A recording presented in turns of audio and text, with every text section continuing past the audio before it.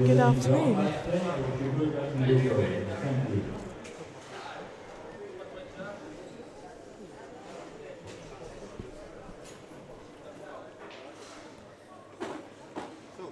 So we are back with squad 14. Penultimate qualifying squad, just one more squad after this. And good afternoon from sunny Malta.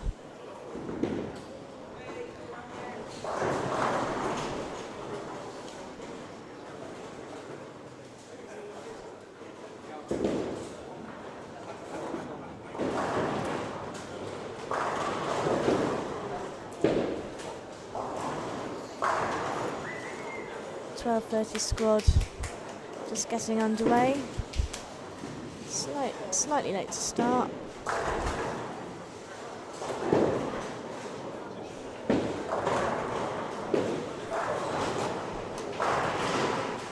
So we're back.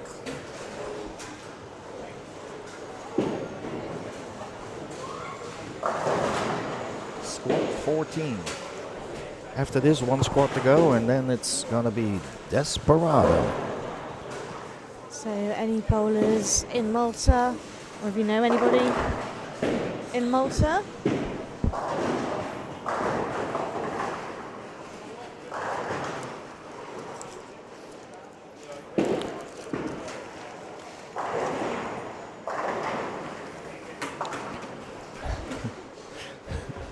The Sue just got there. Good strike.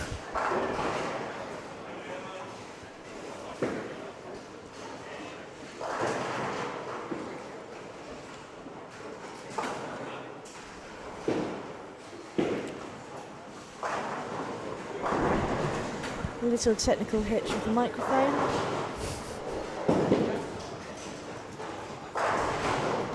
The muffler thing fell off. So, as we were saying, Desperado later this evening. If you are in Malta or if you know any bowlers in Malta, Desperado is at 7:30 this evening, not 9 o'clock as originally advertised on the website. We are trying to get that message out to everybody. Yeah.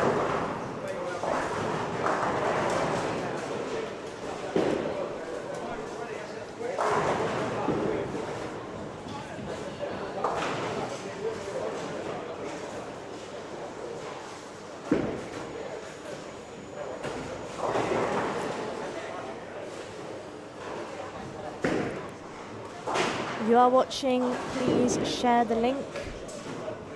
Invite your friends to come and watch too.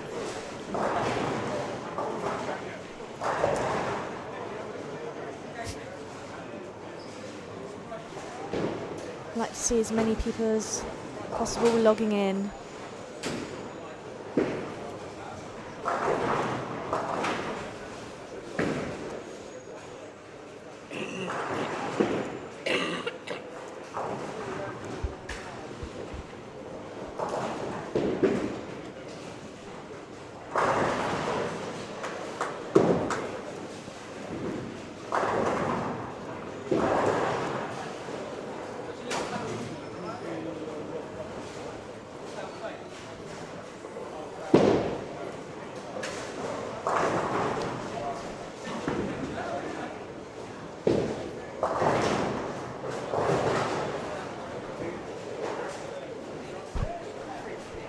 So we've just been given a squad list.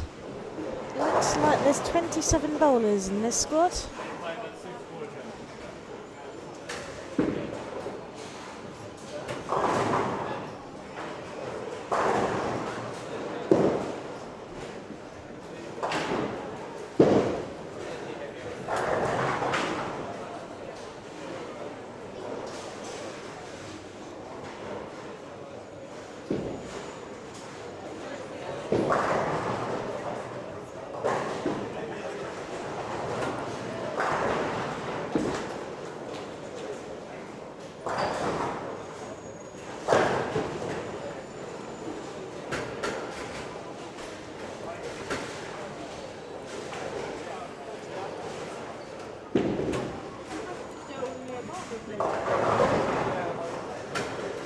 few of you tuning in now. Let us know where you're watching from. Where in the world are you? Yeah, and I just want to thank Mr. van Gerup uit Holland to keep on sharing our link on his Facebook page. So, dankjewel.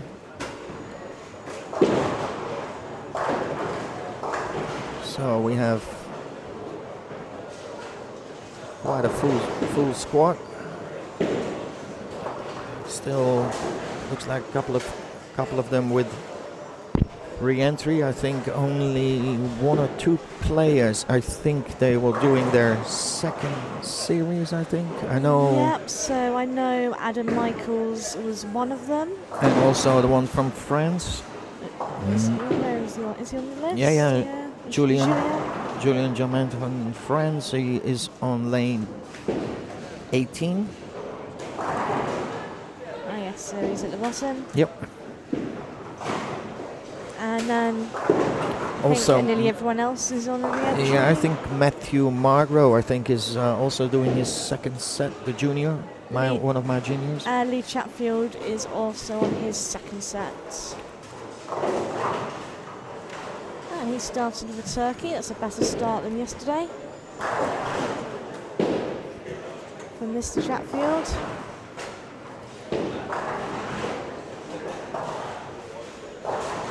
We also have Sue starting with turkey, going up on lane 12. Yeah. And Joanna as well on lane 10.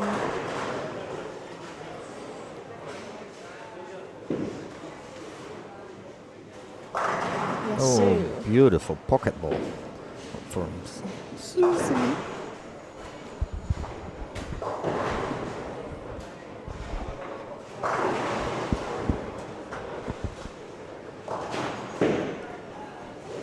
And 4 for Joanna.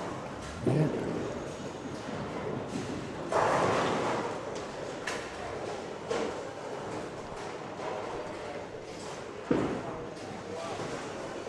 So we had a bit of excitement in the 9 o'clock squad today. Squad leader Mark York, 14-15, had a crack at the 300. Unfortunately, he was robbed by a 7-pin, same as Cliff. Yes, it's on the YouTube channel of the Malta Open, squad 13, game 5. Game 5. Lane 7 and 8. It's also on. You can watch that shot. It was a good shot. We're just unlucky. It just didn't want to go for him. No. Pleasure to watch him bowl this morning. So the 300 is still on. So he is safe, because I don't know what we will get the results soon. I don't know if we have the results updated already with the other squad in the overall list, but Let's take a look on the website. it should be up there now.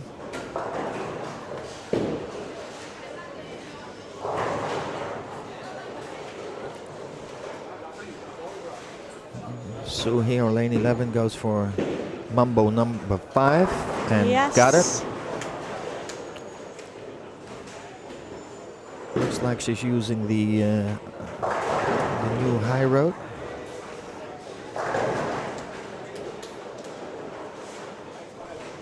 So it doesn't look like the overall scores are updated on the website just yet. So I'll do a quick refresh just in case. So while we are No, so just waiting for those. I think the doing last this, squad was slightly late to finish, wasn't it? yes, Yeah. yes, for some kind of reason there were no breakdowns, or maybe, I don't know, could also not be a lack of strikes because there were plenty of them.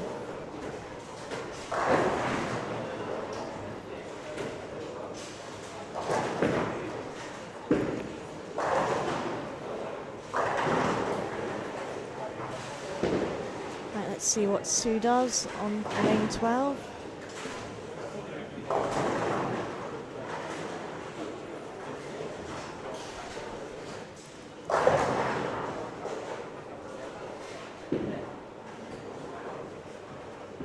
Yes, Oh, Sue. right. Smack it right in the pocket. Yeah, it's a good. I like that ball. It's the High Road 300. So we had a shipment in maybe a month and a half ago, maybe a little more. Then everybody from Team Fina, what she's playing for, got one for them. So, because we, as the Pro Shop, we sponsor Team Fina, and after that, it was everybody went. I want one. I want one. I want one. A very good ball. Okay, still Of course, she's a good bowler as well, which helps. Yes, that helps as well. Always enjoyed watching Sue bowl. I think I first saw her bowl in 2004 when I came over for the Youth Open, and she would have been playing league and practicing in the evenings. Yep. Always liked to watch her bowl. Still also very dedicated. Does a lot of sport. Still running, swimming. Spends a lot of time in the gym early morning before she go to work. It's definitely deserves all her success. She works very hard for it. And got number 7. And as well as a member, is also a member on the scheme here from the government. It's I don't know if what they call it now, but it used to call it 2020. It's you get extra leave, let's say paid leave from the government, so you can train up to 20 hours a week. And if your company allows that, those 20 hours will be compensated by the government. So that's a really useful scheme. And I still do not know that she is always the only one that applies for it.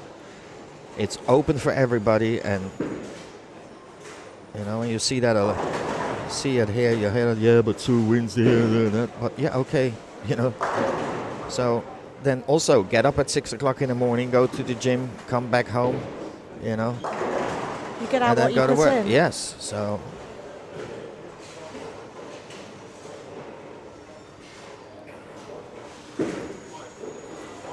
And she goes again. She make it 8. Looks okay from here. Ooh, Oh. lit high. Yeah, she gets out what you Yes. get in. Yeah. If anybody follows Diana Zavdilova's fan page on Facebook, you quite often see shots of her not only training in the bowling centre but also shots at the gym. Yes. And It's her nutrition. It's a part of it. So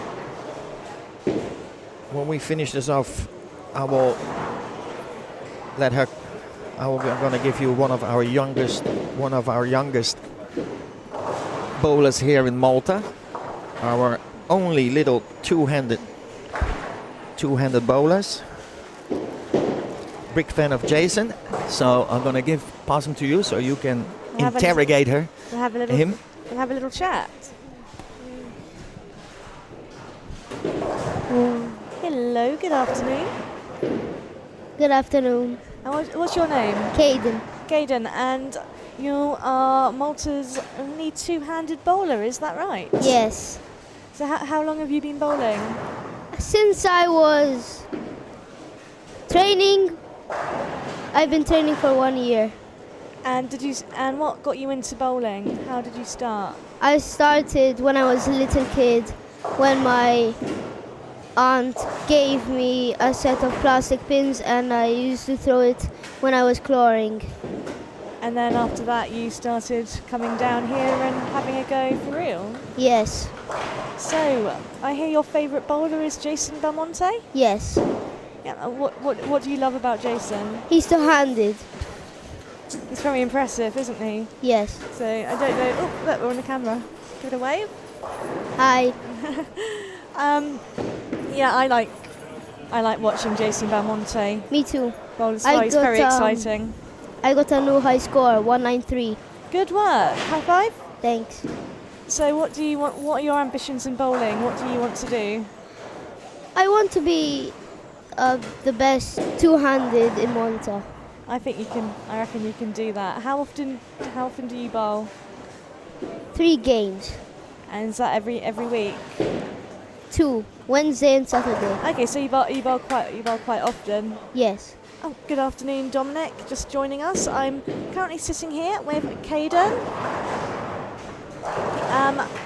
12 years old. 9. No, sorry, he's 9 years old. Malta's only two-hander. He is up and coming. I think he's been having a lot of fun watching the bowling this tournament. Is that right? Yes. Yep. Who do you think is going to win from what you've seen so far? The best in Malta. So Suabella. Sua Bella. Well, she's going really well at the moment there. Yes. So it's always nice to watch. Always nice to watch Sue bowl. I first saw her bowl, I think 13 years ago, and I remember really liking watching her there then, and it's still really nice to watch her. So I've got a question for you. Dominic Gall has just sent a message in. He's asking you a question. No, we've just had a chat about it, but he wants to know who is your hero. My hero is Jason Belmonte. And he's quite an idol, isn't he? Yes. Well, you never know, maybe one day he will come to Malta and bowl, or maybe in a few years' time you might, get to bowl against him in a big tournament. Yeah. So, are you looking forward to competing one day? Yes. And is there any country that you would really love to bowl in? I would really like to bowl in China. In China? How come China? A lot of bowlers come there, and the really good bowlers go there, like Don Barrett, Jason Belmonte, Sean Rash. Yeah, so you're fans of them as well. I'm sure they'll be great. I'm sure they'll be really pleased to hear it. Oh, I've just had a message for you again from Dominic. He thinks that Jason Belmonte visited Malta in 2005. I'm sure we can find out for you. I have him on my friends list actually, so maybe we'll send him a message and see if he can confirm that either way for us. Let's have a look. So, are there any other bowlers this week that you've enjoyed watching? Are there any other bowlers that you've liked watching this week? Mauro. Mauro's always good fun to watch. So I think he might be bowling. Oh, there he is now. I think he might be bowling again later. Have you had much chance to watch any of the bowlers from England, Holland, Switzerland at all? No, but I have got their signatures. You've got their signatures. Brilliant. So you're going to frame those and keep them at home? Yes. And in a few years' time, maybe we'll be asking you for your signature. I might ask you for yours now before I leave the island, so I can say I've already got it. Yes, Dominic has confirmed it's 2005. So yeah, you never know. Maybe he'll be back. So what about Osku Palermo. Yes. He's from Europe, Finland. Yes. Do you like watching him bowl? I know he's a. And have you had much opportunity to watch Kyle Troop bowling, another two-hander from the States? No. He's very good fun to watch. So I'll see if I can pull up a video of him for you And later. there's another from Europe, Jesper Svensson. Yes, Jesper. He's wow. Left-handed. When he hits the pins, I'm sure the whole centre rattles. He bowled with Europe in the Weber Cup last year, and on that single lane, whenever he bowled, I'm sure that lane moved. Very, very powerful. So let's just have a quick look round at the scores while I'm chatting to Caden. If anybody watching has got any questions for him, I'm sure he will be very happy to answer. So let's see, in front of us, Joanna's going well. Suabella has a double in the 10th. If she makes a third strike, she will have a 268. There it is, 268 for Sue. So great start for her. Yep, she's smiling. I think she's happy. Looking down at 5 and 6, Dario looks like he started well. Oh, 2003 is when Belmonte came to Malta. Do you want to stop the camera? Give it away.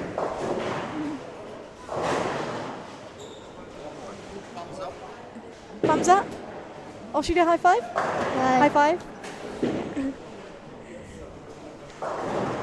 So, who's your coach here in Malta? Mark. Mark, is that Mark Spiteri? Yes. Yep. And you have fun working with him? I think he had I don't know if you saw him bowl earlier, he had a good morning earlier. I think he was about, what, 1360, 1370. So he had a good morning. I don't know if you saw actually, but there's a two-hander bowling in this squad. Is he from England? From England, yes. So I think this is maybe his first year to Malta. He's on 13-14 at the moment, so might like to watch him. Okay, I've got a question for Dominic. From Dominic for you. Dominic says, who is the best male and the best female bowler in Malta, in your opinion? The best woman of Malta is Suabella. She has been the champion of Malta for 22 years. Yeah, wow, it's amazing, isn't it? She just stays so good. And what about the best male bowler? My opinion, Mark Spiteri. Mark Spiteri, and he's helped you out a lot, as you said. So Lauren says that you should do more commentating. She thinks that you're really good. Thank you. Chris says he's going to come. He's going to come tomorrow. Chris Fenech. So we have a quick look around the lanes now. Who do you think? Obviously Sue is going very well. Who else bowling now do you think is doing well? Joanna. Joanna, yeah, she's had a good game. Split there at the end, which is a bit unfortunate, but... Adam. Where's Adam? I can't see him. Oh, yes, I see. Yep, 208 for him. A few splits, aren't there? So, do you think we'll have a 300? Yes. Who do you think will bowl it? Suabella. Suabella. I thought she was going to... There we go, to wave to the camera. I thought she was going to do it that game, but maybe she'll do it. Maybe she'll do it in the next game.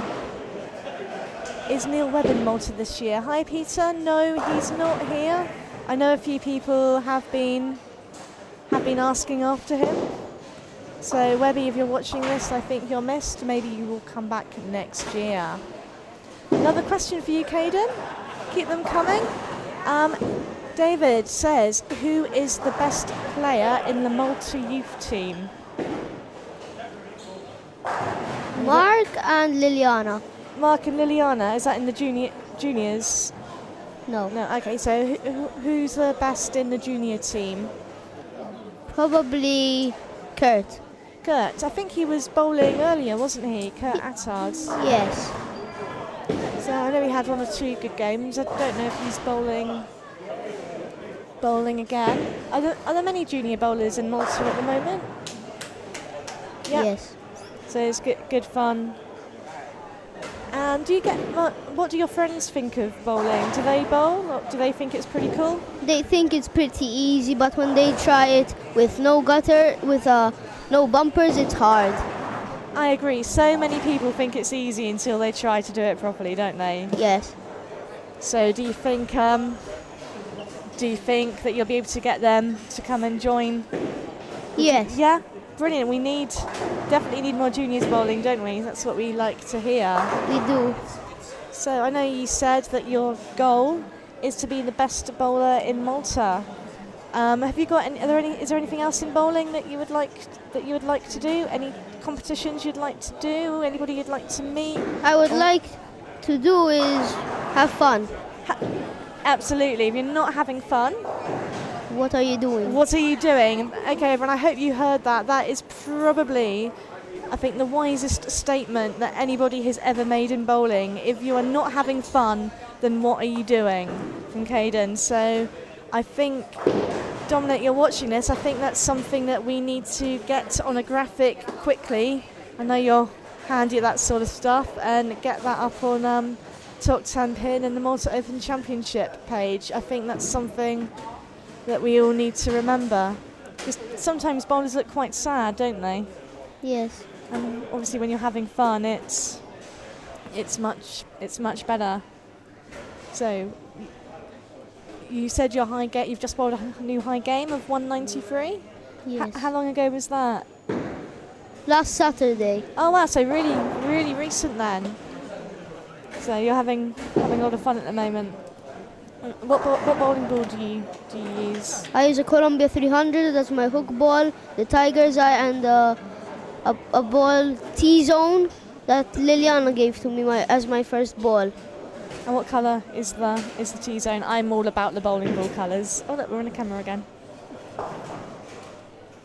The colors are red, green, black, and a little shine. No, I like bowling balls that look pretty. Not very technical. If they look good, then I'm happy. Okay, so just checking in very quickly. We're just going into game 2 now of the penultimate squad 14 of the Malta Open Championships. We've had some big scores. Suabella, front 7. She ended up with 268. I'm sitting here at the moment with Caden. Malta, one of Malta's youngest players. He's just 9 years old. He bowls two-handed, and he's giving a fabulous interview. So if anyone's got any more questions for him, I think he's quite keen to go and watch some of the bowling as well, aren't you? Yeah. I'm going to England on July 15th. Are you going? Okay. Are you doing? Is that for a visit or are you doing a tournament? Tournament. Oh, which one's that? England. Is that the? Sorry, Bummin. You're going to England? Yes. Norwich. Norwich? Youth tournament, I think, in Norwich. Oh, okay. So yeah, Caden's taking a visit to. I'm going to be under 12. Okay, so Caden's doing a tournament in England, in Norwich, in July. So any of our youth bowlers who may be logged in, if you see him at the tournament, go and say hello to him. You looking forward to it? Yes. Is it your first time in England? Yes. So you're going to have a bit of a holiday while you're there, do you think? Mm-hmm.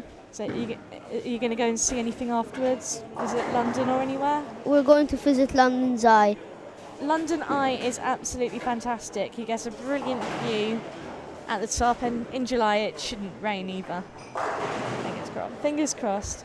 And the Shard, very cool tall building, that looks good too. So you'll have a lot of fun. Okay. Have you got any final words for us? Any more pearls of wisdom that you want to share? Have fun, and you don't need to win, you just need to participate and have fun. Caden, thank you. There's never been a truer word spoken. Thank you so much for popping on. You have been absolutely brilliant, and we'll have another catch up with you later on if you like. Thank you. Thank you very much, and good luck in England in July as well. Thank you. Thanks so much. Thank you, Caden. Bye. So that was Caden, one of the Maltese youth bowlers, just 9 years old. And he is an absolute dude. What a wonderful lad. Yes, he is. So giving us some really wise words as well. So I think he's got a really good head on his shoulders, hasn't he? Yeah, we have to put this actually in the archive, and a couple of years from now, and say you remember this one. So he has a good future, I think. Definitely got a good head on him. Yep. Lovely lad. We've got Dominic, Talk Tenpin, is going to put one of his quotes on a banner for us. Okay. As he says, if you're not having fun, then what are you doing? Yes. It's so do we need the did Mike took the magic stick or I don't know. Let's have a look. I know a couple of people are asking for the okay. results to be Yeah, updated. I see where it is. It's in our in-house and what it is. Ask in a minute. We'll see what's. Well, that's updated after the second game. I think that's a bit more realistic. We know that the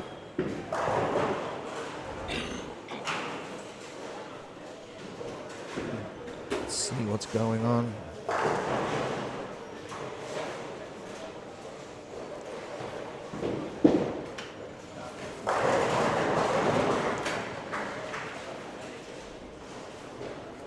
So I know Sue opened with a 268.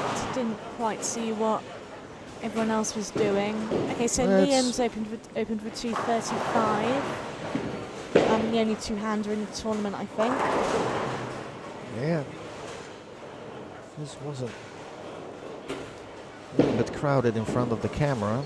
So let's see what before we. Hello, Australia. Bad Horsey is back. Good afternoon from Malta.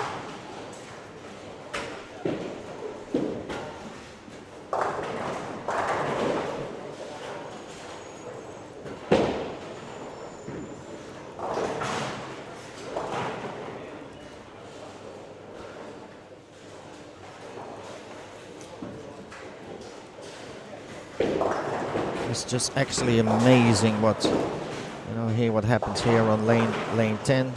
Yesterday night, Cynthia Duca couldn't do wrong whatsoever for 6 games long, and now it's just the complete opposite.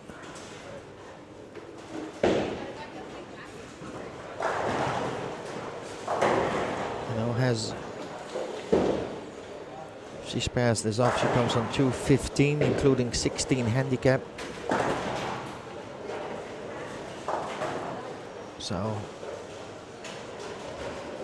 the one who's really also on a roll is Joanna Attard on lane number 7-8. Had a good game on 9 and 10. Ooh, got a lucky break on 8. That's a turkey after an open in the first frame.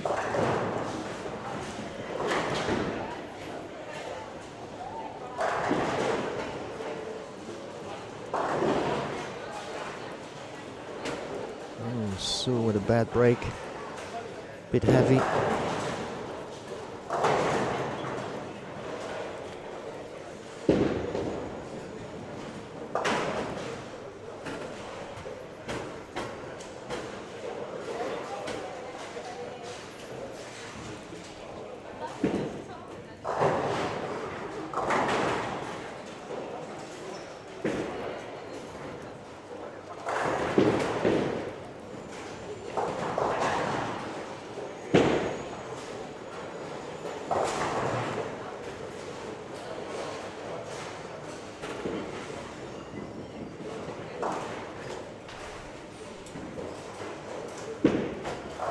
Joanna's going well again, another turkey. Yep.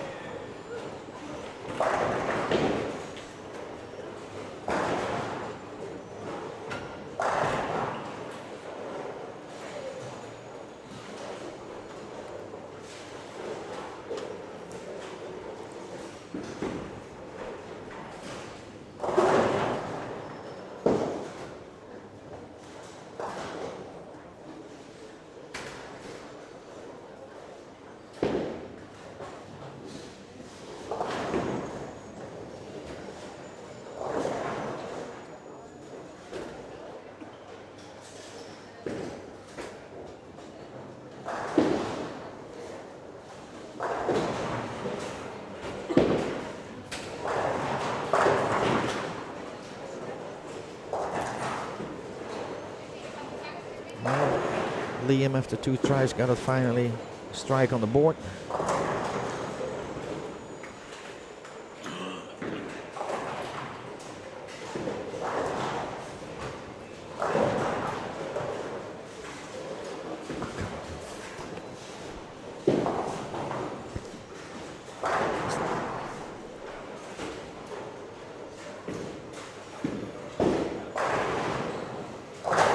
Nice strike there for Sue. Yeah, I don't know why she changed ball, but went back to the ball that she did the first game.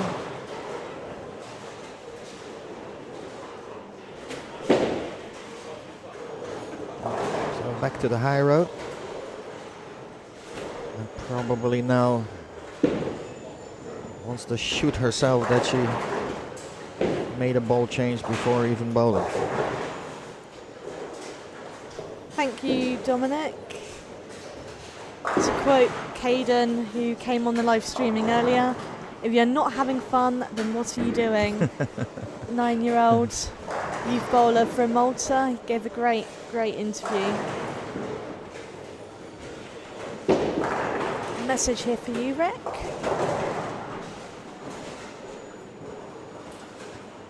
Yes. With who?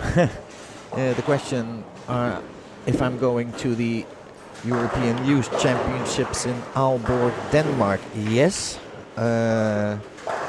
We are actually finalizing actually with Switzerland my new contract, and in there it is that we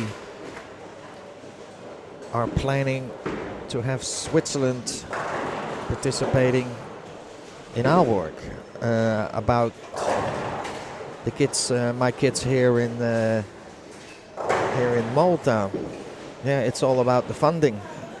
So as well, a little bit of the well, it's not a problem. It's just we have to sort out that Sarah and Matthew did their exams and they are going to junior college. They go to different junior colleges, so we don't know what's going, if they can get leave from school, because it's going to be a combination of the junior college and the school where they use the national sports school. They will still train under that, but it's going to be, you know, we'll see what it does. But on the agenda is, yes,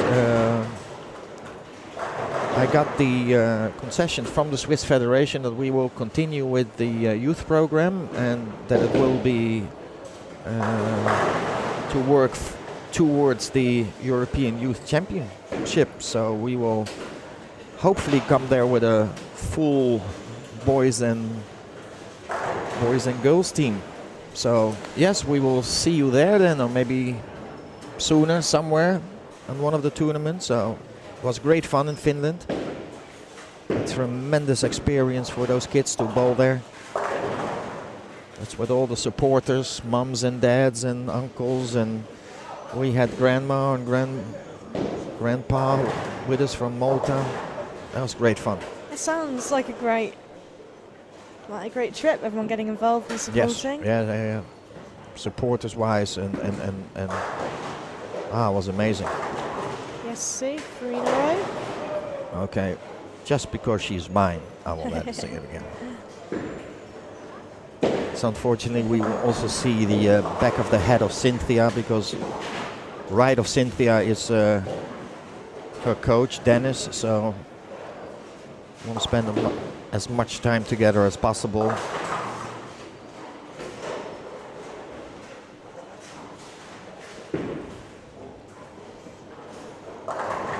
Joanna also going well on 7 and 8. So it seems to be the 2 Maltese ladies who've got out the blocks early. Yes, it's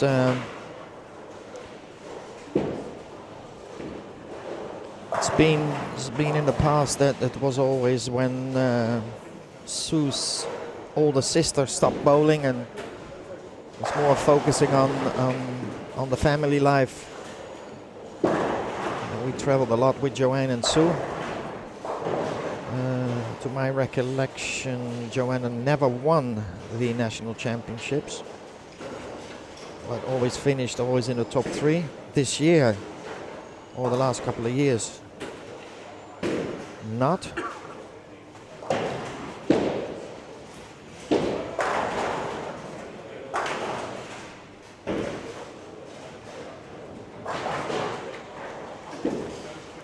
Julien on 5 and 6. Looks like he's on a run. Yeah, he 6 in a row, I think. Can't quite see. he just tapped me on the shoulder. He wasn't very happy with lane 17 and 18. The carry-wise, let's say, on 18 let him down a bit, he said. But looks like he will polish it away on lane 5 and 6. I apologise now for any coughing that you may have just heard then. Can't quite see what Justin's doing. Justin is a little bit of a roller coaster. And He seems to be bowling his squads almost in two halves at the moment, doesn't he? yes, he's One very good set, and one struggle. He's on fire.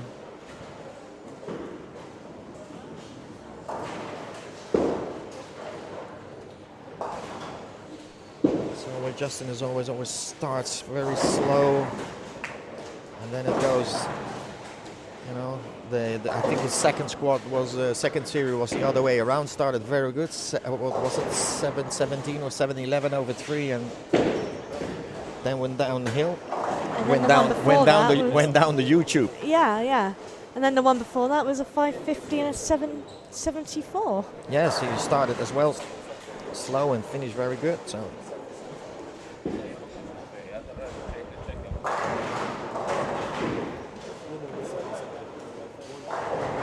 I guess Cynthia has sorted herself out. yeah, still has a lot of ground to make up, catch but that up. will Yes, help. yeah, But it will help. that first game wasn't the ideal start.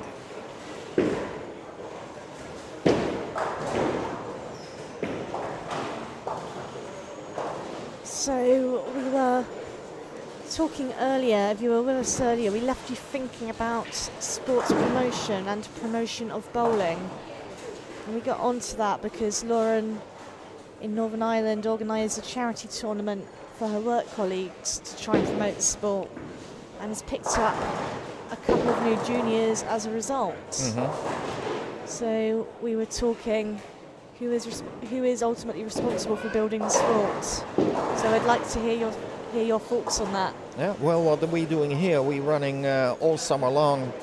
It's called the Eden Super Bowl Summer Camp. So what they do is the kids can register online at the Eden Super Bowl.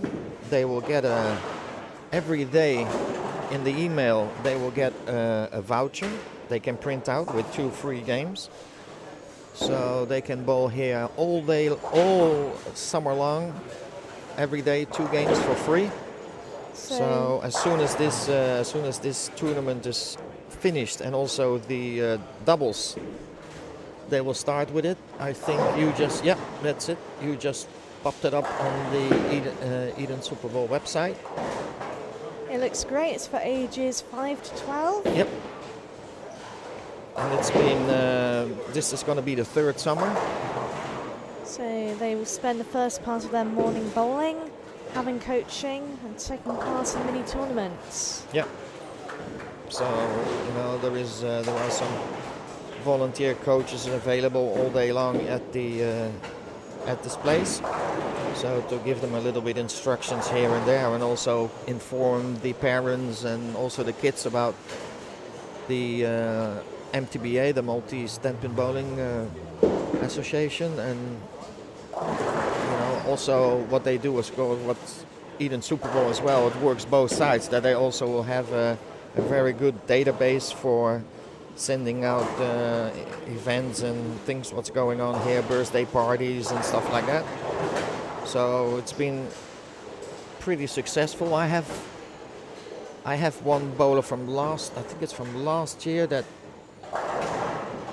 first went into the MTBA, let's say, squad, and then joined me. There are Saturday mornings they train here.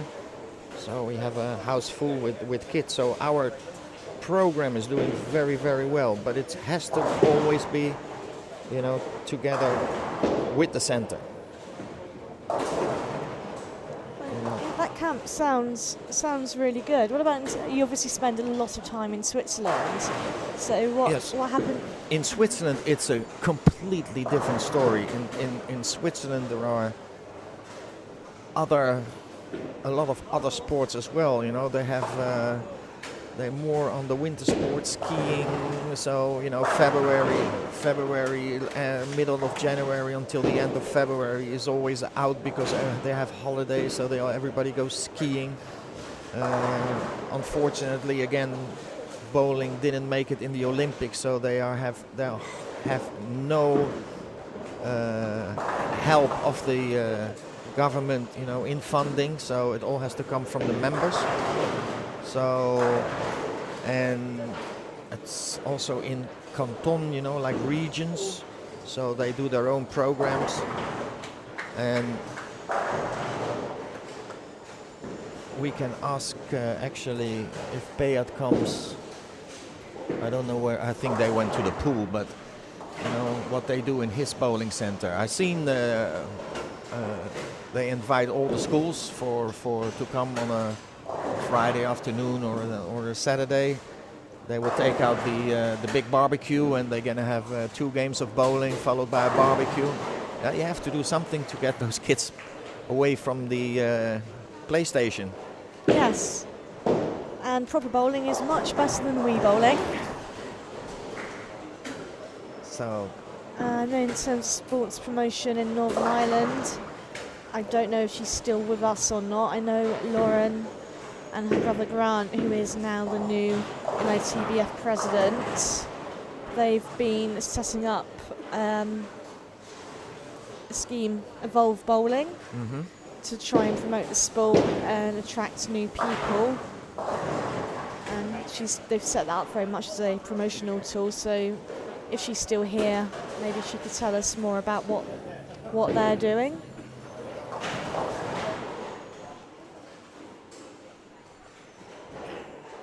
Ask them to move away. So I think we're just moving a few people out of the way of the camera. So yes, if you are in the chat room,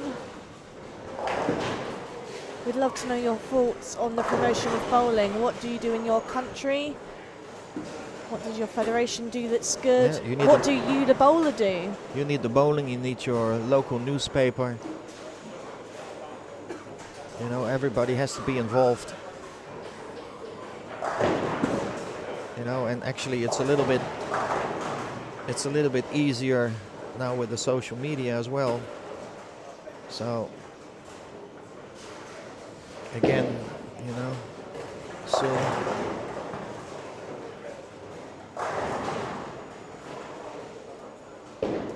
10th frame, working on the strike in a 9. Got the double.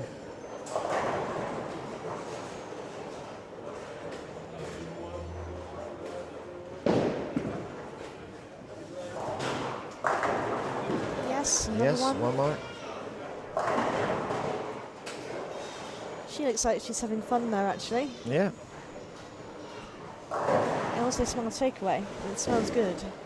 Yes, it's 1:45 here in Malta. Getting also a little bit hungry. Hi, it's our friend from Israel, squad winner yesterday evening. It was, I think, the last squad. Yes, 1376. So okay, well this one we can do. 5:21 for Sue. We can do this better now. Cynthia is out of the picture. Well, out of the picture, but not in front of the picture. So let's have a look.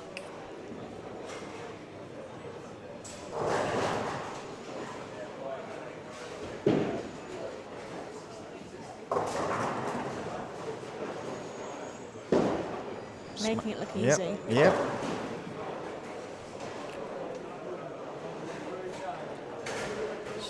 And actually Sue, and I'm not just saying this because I'm sat here with you. Sue is somebody that perhaps a lot of the youth bowlers should look at for inspiration, not just because of her bowling, but because Excuse of the me, work. I lost you on that one. Sorry. No problem. Sue is somebody that perhaps the youth bowlers should be looking to for inspiration, not just for her bowling, but her work ethic, all that time she spends training, practicing in the gym, everything that she does. She is in, how you call it? She is with me also in the coaching scheme, also with the MTBA, and she takes care of my group when I'm abroad, and also is in charge of the fitness side of our kids. So you know, she takes them to the gym, and because the National Sports School has all the facilities, so we can use everything from there. So she introduced them to you know, the proper what to do and what not to do, because you know, you can do it the right way, and you can also do it the wrong way. So I might grab a chat with her later, actually, about that side of things. Oh, she is nutrition, also nutrition-wise is also a hobby. So when I'm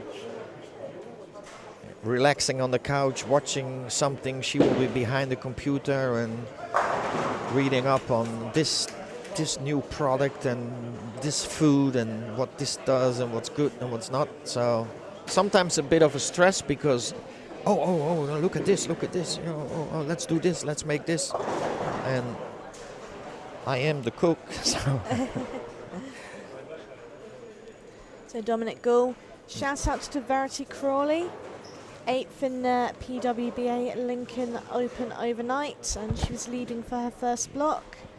So Verity, one of the English bowlers, very, very good bowler, extremely hard-working. She went to university in the States, I think.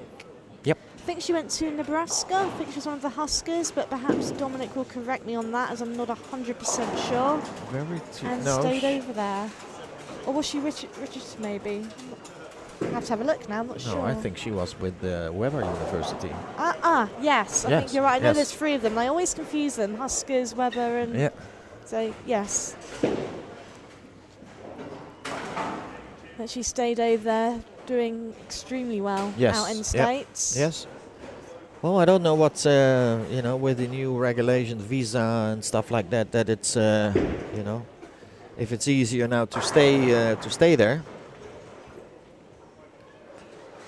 Yes, Dominic has confirmed it was Weber. Yes. You know, Diana stayed over there. Yes, and she's... Yep. It's pretty well settled now. Yep, also doing exceptionally well. Then, what's her name? Daria from Poland. Yep. So yeah, there's some foreign... let's say foreign European bowlers in the United States.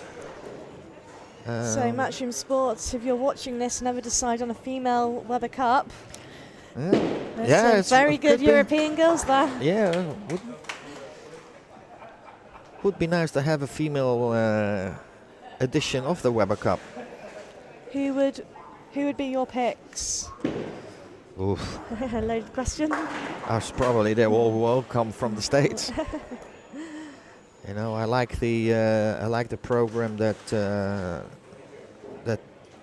Weber University is running. Also, Maria Bolanova, the program that they run. I had quite a few late nights with when we were at the ECC, talking about everything.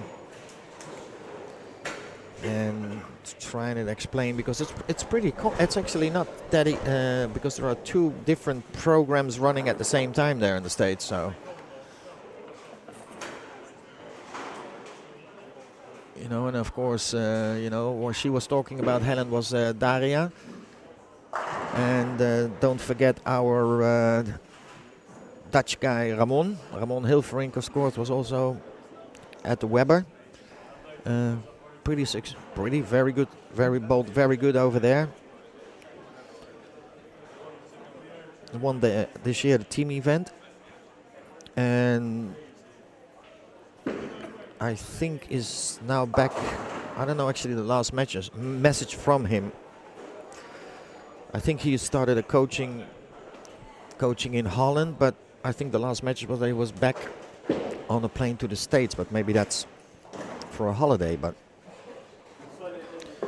yes, for the youngsters there is a lot of interest in European bowlers in the United States in the college program, who runs a bowling college program, and especially also with the girls because of the equal opportunity. So they have man basketball and man football and that kind of stuff. So to do also the same for the girls, a lot of universities started the girls bowling team. So yeah, possibilities in the bowling if you want to make a few years on college, get your education and do what you love to do, play bowling. So, and I know that Dominique is online. I don't know if he knows that as well. I think there is even a website. I know there is a website where you can actually put your information on, so colleges in the United States can have a look. I've seen it somewhere, but maybe Dominique will know.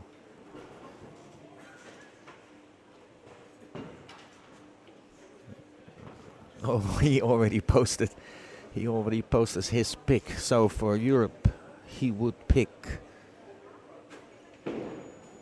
Diana, Crowley, Pajak, Bolanova. That's a good team. From the United States, Kulik, Johnson, McQueen, and Ashpati. Yeah, okay, yeah. Good team. There's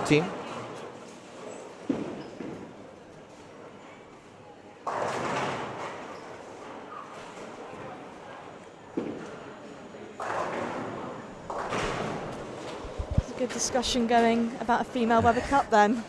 Yes, because I was explaining that the equal opportunities in the United States now, because a lot of colleges have dominating in the men's sports. So, and they got it's now a law. I think what I understood from people talking to me from the States is that they also have to give the equal opportunities to the ladies. So a lot of colleges started in bowling. So it's fine. It's actually, there has been quite a bit of interest in Sarah's 3-rep already. So as a youngster, she already has a choice if she wants. So that's a nice position to be in. Yes. So yeah, that was when that came in. It was, you feel good as a coach from, wow, okay, doing something good. So my other student is also on lane. I don't know what he's doing. 377, not that well. So he's moving his way to here. So let's see what we can see. So in front of us we have Giancarlo, Liam, Dennis Moshika from Malta on lane 11 and 12. Lotte, Kevin, and Cynthia just moved away from the camera.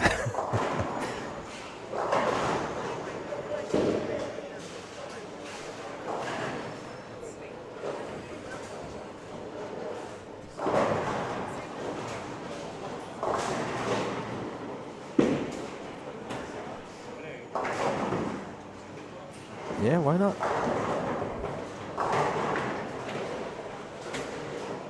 Showcase some of the best in female sport. Mm-hmm.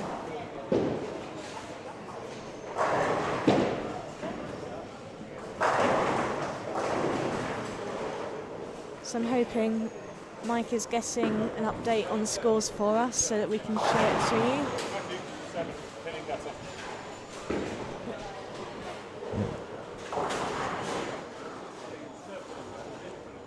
Then we can update you after 2 games. believe Suabella is current squad leader. Can't quite see down the far end of the centre. Joanne Attard was also doing well.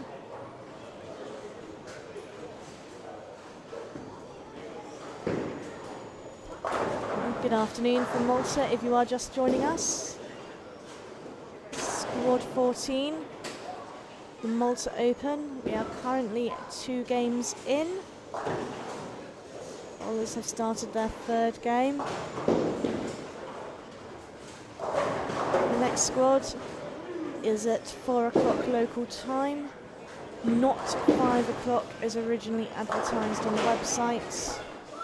And then the Desperado is at 7:30, not 9 o'clock as listed, it's at 7:30. So if you know any bowlers out here, we're trying to get that message out to everybody.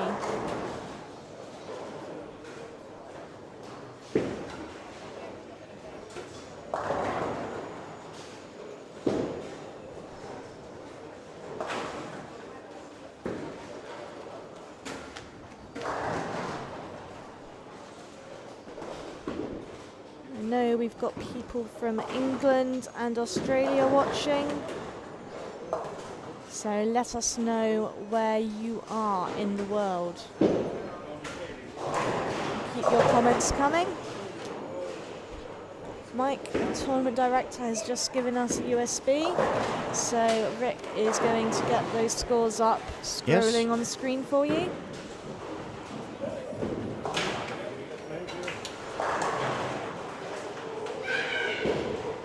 There's a shout there.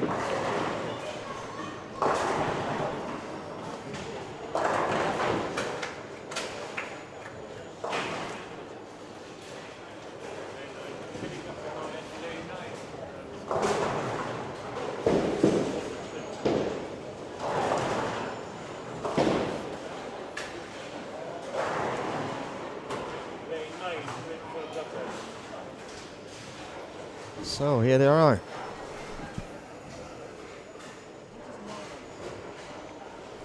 Squad 14.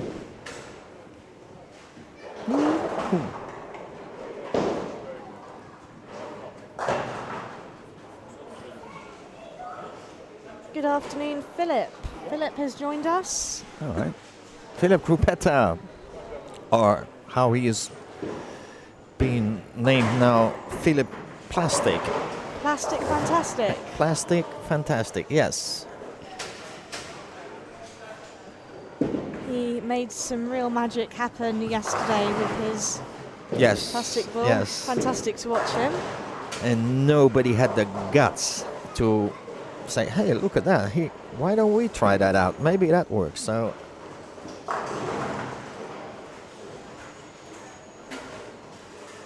Matthew on 13-14 has a turkey to start. yeah, he started a bit shaky, but looks like he's back on track.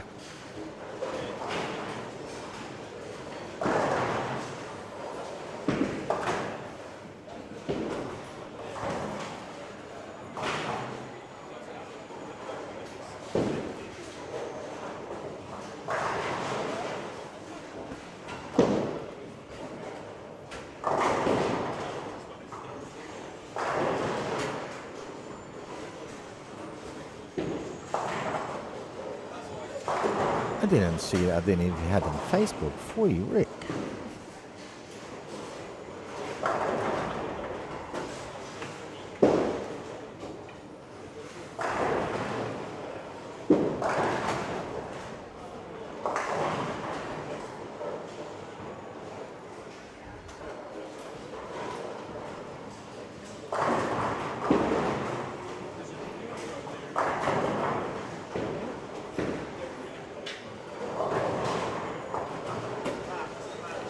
Oh, look at the moment. Julian has fun because his pins are flying out of the pit. So I think this is going to be this game already the 3rd time that they have to go and fix it. So mechanic will not be very happy.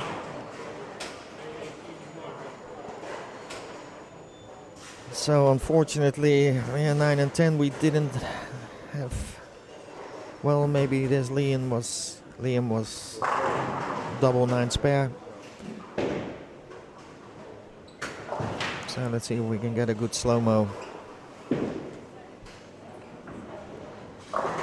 Left-hander, two-hander. Mm-hmm.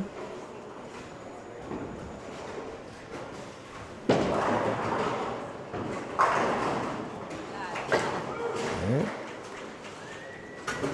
Let's see if we can. Who else? So somebody wanted to. Can't remember who that was, but here is it.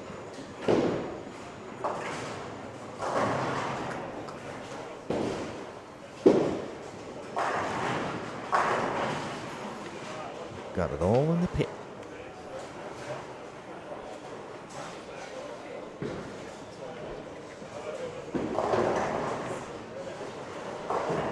Okay, I think Sue, after 3 times leaving the 10 pin, made an adjustment, got to 10, got now all 10. So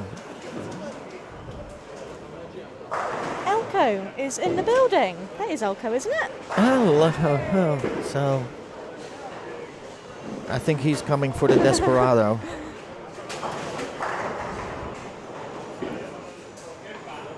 Lots of people are asking, where is Elko this year? Well, Elko is now in the building. I think this year he's gonna skip the bowling and just party. Because my God, can we party with this guy? Or that's also possible because we got, of course, the doubles after this event. So the what's called the handicap doubles. So what they do for the foreign bowlers is that they will take the average of the tournament here, what they play, and will get handicap of that. So if Elko didn't play, unfortunately, he will not have any handicap. But it's always always a nice extra bonus for the people here, you know, who spend some more time, and you know that it's on always in the afternoon, or I think it starts always at 1. Let me see if they changed actually this. So I started a little bit early, 11 o'clock. So still enough time to sleep. Sleep off the party. Yes. So Sue has doubled. Yep.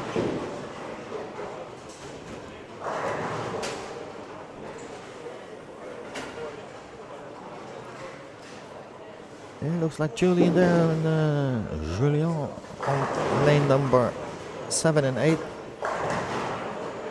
It's just second after 2 games, but cannot get the hang of it.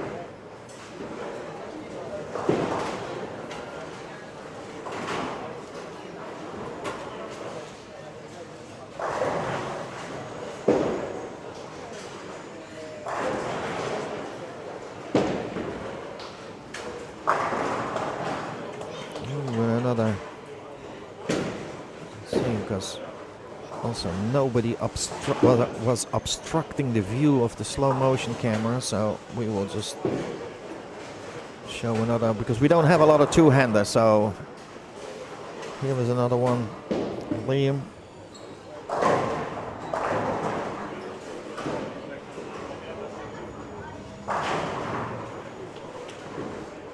Sue made it 3. Yeah.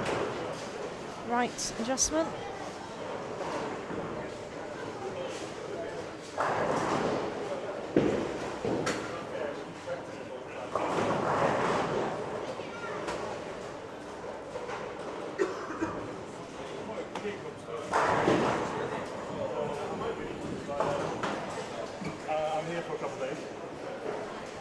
You can hear Hello, Elko in the Come background. and say hello. A few people were asking after you earlier, Elko. Really? Yes. You're live on the stream. Say hi. Hello. So what brings you to Malta? I couldn't get the whole week off, so I just thought I might pop over a couple of days to have not bowling but some fun. Just as you predicted. Yes, yes. Well, we got the doubles. No bowling. Very adamant he's here just for fun this year. Oh, Dennis, can we see that one? Some very funny connection. Let's see, I just need to see. Yeah, we can. Here comes Dennis.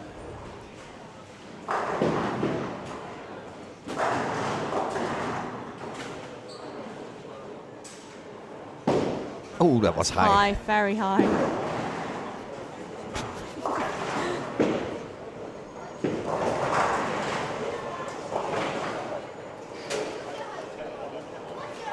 Oh, again a 10-pin for Sue. So if you're just joining us and you haven't yet tuned in to watch any of the bowling, this is squad 14 coming towards the latter part of game 3. Bowlers are playing on Stonehenge. Creation pattern. Pattern is on the Eden Super Bowl website, edensuperbowl.com. Tournaments Malta Open. All the scores should be on there as well. Just do a little click to see if the qualifying rounds have been updated yet. I know a few people were asking.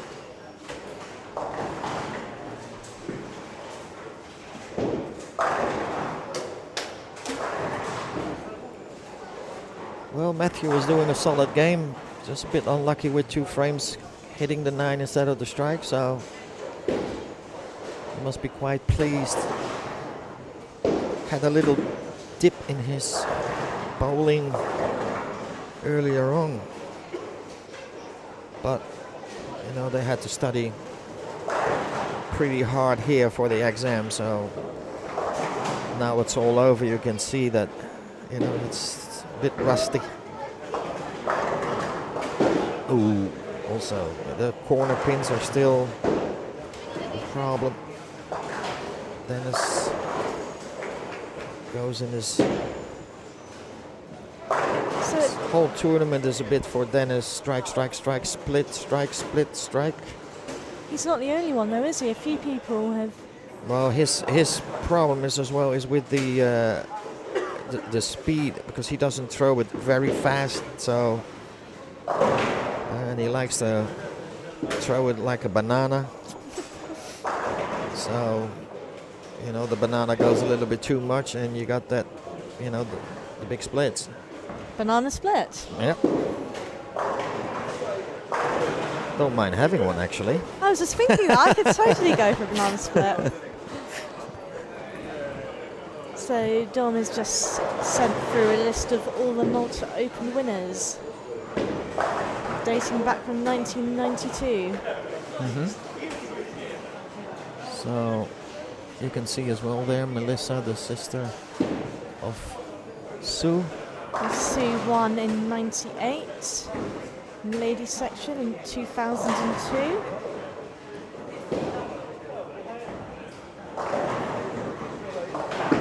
In 2006, Tanya Petty, now of course better known as Tanya Kuva, playing now for Switzerland. So thank you, Neil Dent, for getting this information to us via Dominic. Thank you. Neil, of course, being the former manager of Eden Super Bowl and very famous previous tournament director. Yeah, did it for many, many, many years. So, Neil, if you're watching this, in secret, keeping an eye on us, Yes. good afternoon. He's still on the island, so he can't be far. Well, one of the bowlers I bumped into last night said he'd seen him and met up for a drink.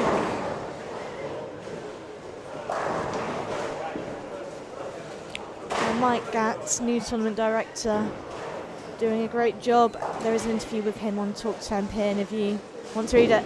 Good afternoon, Neil. We had a feeling you might be watching. Will we be seeing you at any point?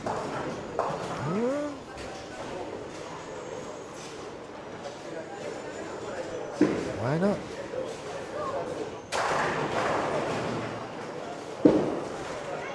So Doris Camilleri, who Yep. won in '95, does she Yep. still bowl? No, she doesn't bowl anymore. Yeah, well, it was also one of the famous Maltese women, ex Miss Malta, and always liked to wear She was short very skirts. glamorous. Yes, short skirts. So she was always She had making big it. blonde hair, didn't Yep, she? She's yep, very glamorous. Made always a big impression when she was on the lane.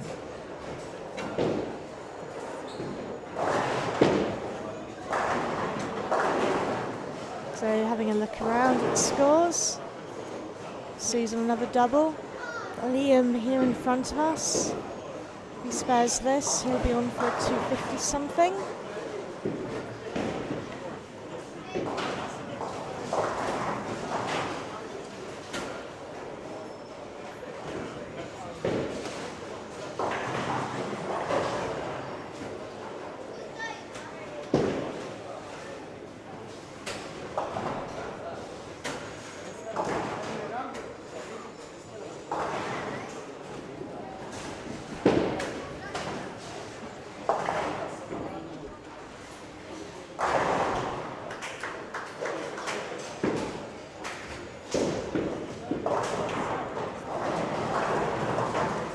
So working on a double. Yeah, so she's having a good set. Yeah, it's going to be Great a set. great set actually.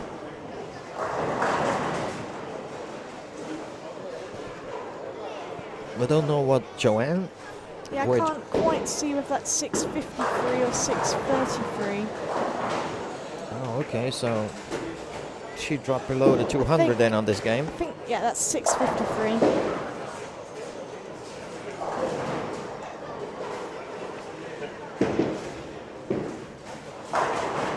And Giancarlo working on a good game. Liam 257, 710. He's happy. Yeah, also Giancarlo can go 257 if he Yep. gets another 2 on the board. Sue also. She is Yep. flying. Yep. So I think Caden will be pleased. Yes. She is a bowler that he very, very much admires. Yes, there's a lot of kids also when Sarah started to bowl, and it's Sue is what I said before. It's when they are abroad and they ask for what is Malta. Yeah, Sue Abela. She's been representing Malta for a long, long time. Neil Dent says Mike's doing a great job. Brilliant to see the newbies there too.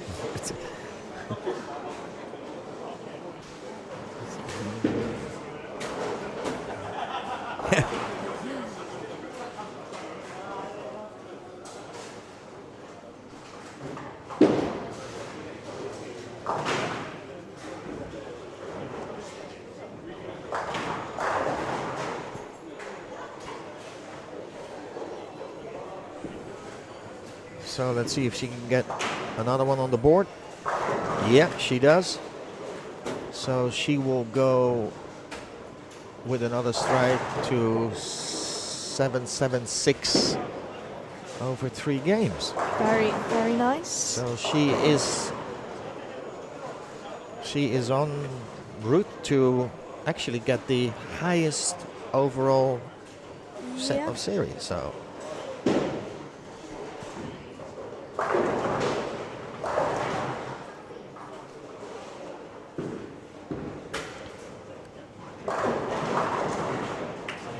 So Kim Richardson says, live online scoring, do we think that the English centres will get them? So Dom, if you're still with us, that might be something that you could answer. I know we're seeing live scoring now more often in the English tournaments. What he means by live scoring, live stream, or what they call live scoring is that there is a special website where you can see the overhead monitors. That question I can't answer. But the live stream, well, send me an email, and when the price is right, we will be there.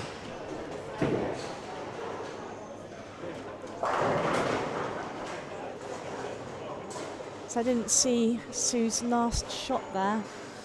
No, it just went so quickly. She has a lot of sticks, so it is.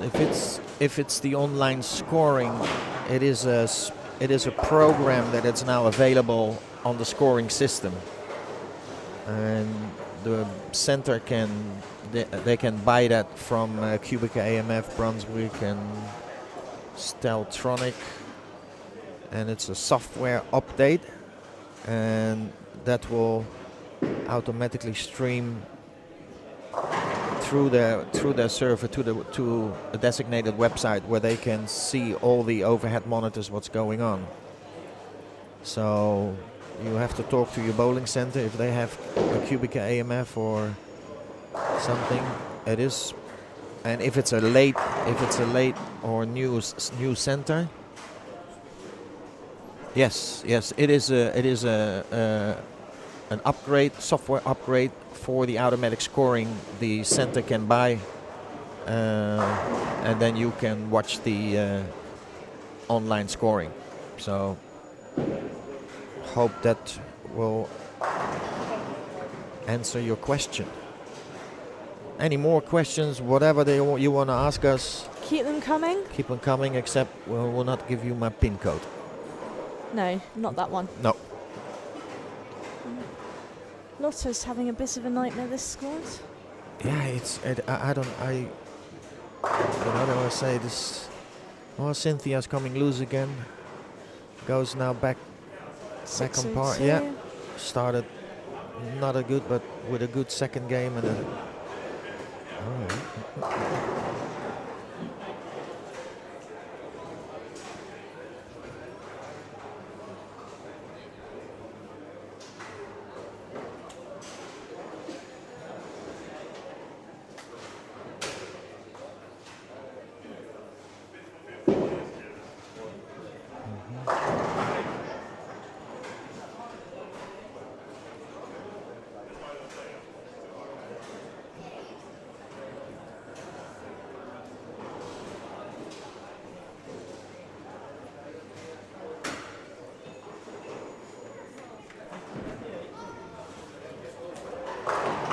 So finishing off this game, Matthew 206. Just went down a little bit at the end. I think he is always, it's sometimes his choice of balls. And what we explained yesterday as well, that's being score orientated brings him sometimes into trouble. So I'm gonna take out the Wonder with the magic stick, get you an update after the 3 games. Interesting is what's happened in the number 2 position, because we know who is number 1. Yes, so Liam Fitzpatrick was on 7-10. So I don't know if we've got any advance on that though. Yeah, with the it's exception going of to be Sue, interesting to see who is there. So I will be back in a tick, and I'm going to also check outside how the weather is. Just making sure it's still Yes. still good and hot.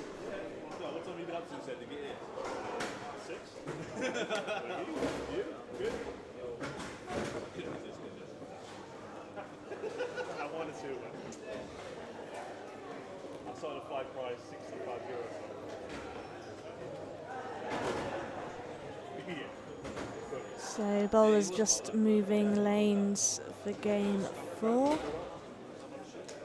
The worst thing was we don't stake across the road for about €130, And then he threw it up. He must have just threw up a cookie.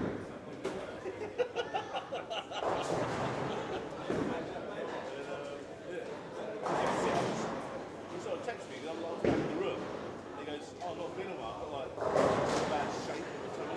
And he was coming back. You can see him. You can see him hunched over and hold it as he's coming back.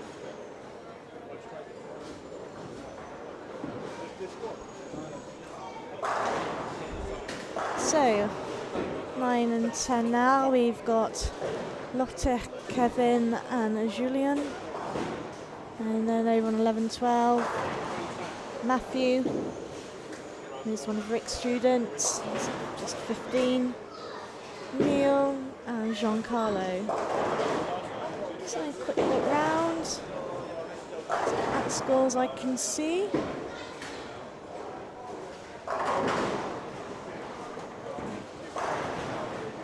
Dario on 13-14, he's open for 675 for free.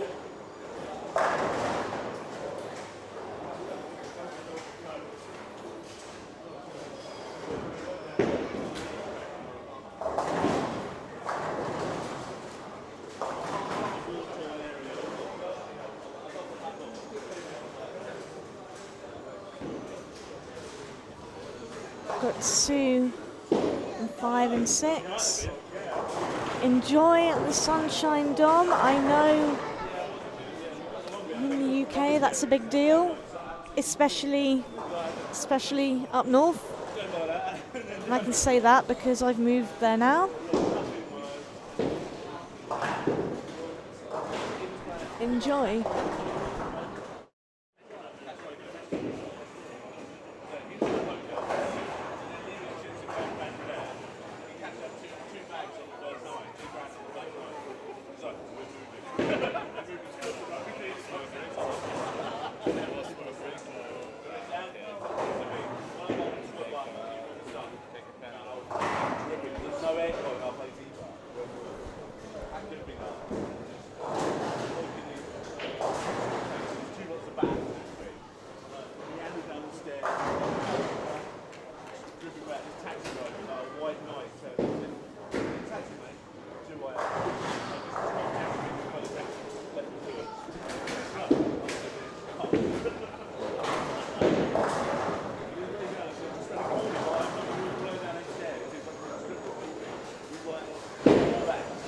So, we back on the stick.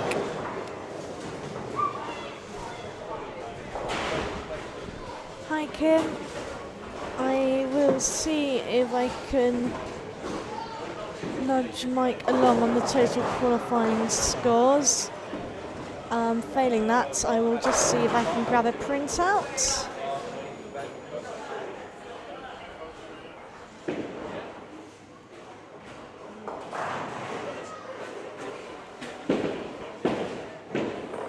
So this should be the coming up, the updating scores.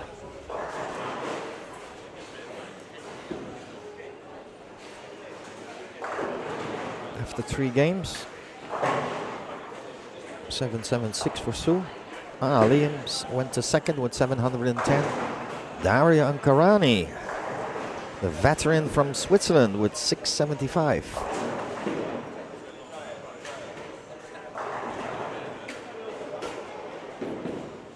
So he's doing good. Julian dropped off a little bit with 627 in 7th place.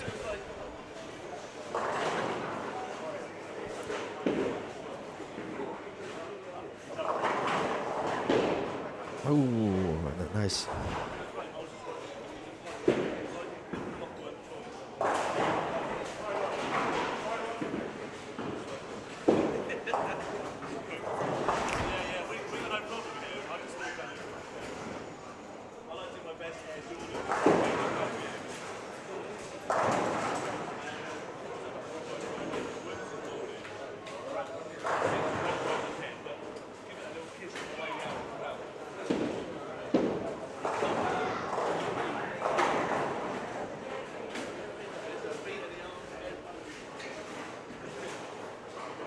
So Neil Sullivan with a double here on lane number 11. Also a bit slow start. But of course, with the line of work he does, he can't take any days off. So he is one of the food suppliers here in Malta for the restaurants and hotels. So he is working 7 days a week.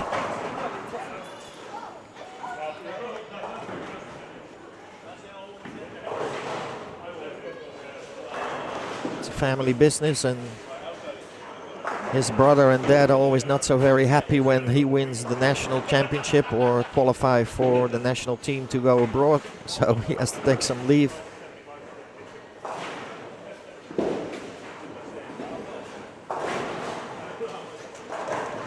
And to make a little bit more promotion, they have excellent beef. They sell fresh beef.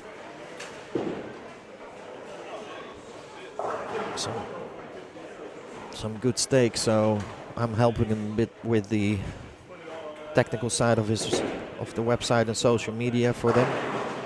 So I got free Italian coffee, and once in a while a nice 2.5 kilo of ribeye steak. So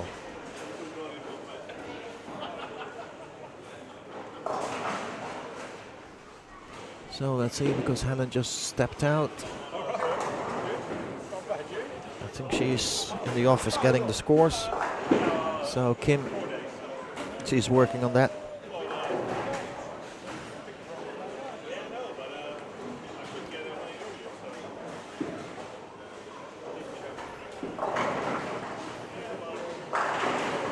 So it looks like Sue, who was, as a Maltese bowler, a little bit afraid of 5 and 6 because the Maltese players don't use that lane. But I reminded her that last year she played fantastic there in the round robin, so looks like she sorted herself out. So she started with a 9 double, so 5 and 6 is the worries for 5 and 6, I think, up till now, out of the mind.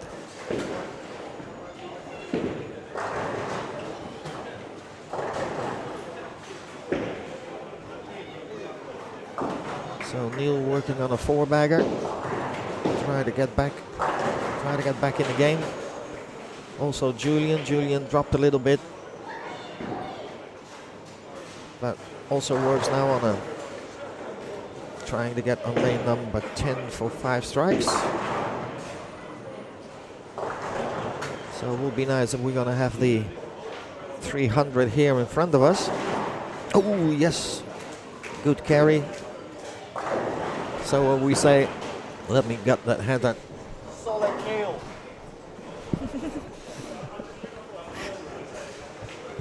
Solid. So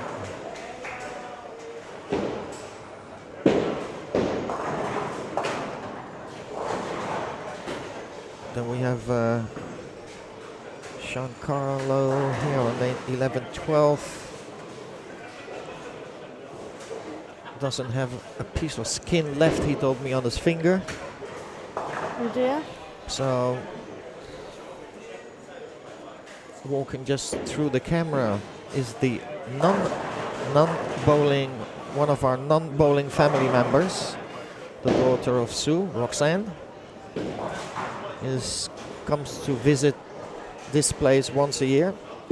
Sue is now on a turkey. Yes, got it.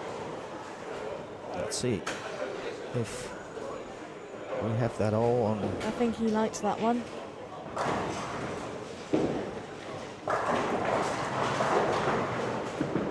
Yep.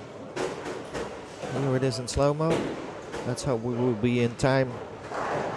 Let's see if Julian can make it also 5. Oh yeah, he likes it. Wheels it in, and runs it out. Perfect.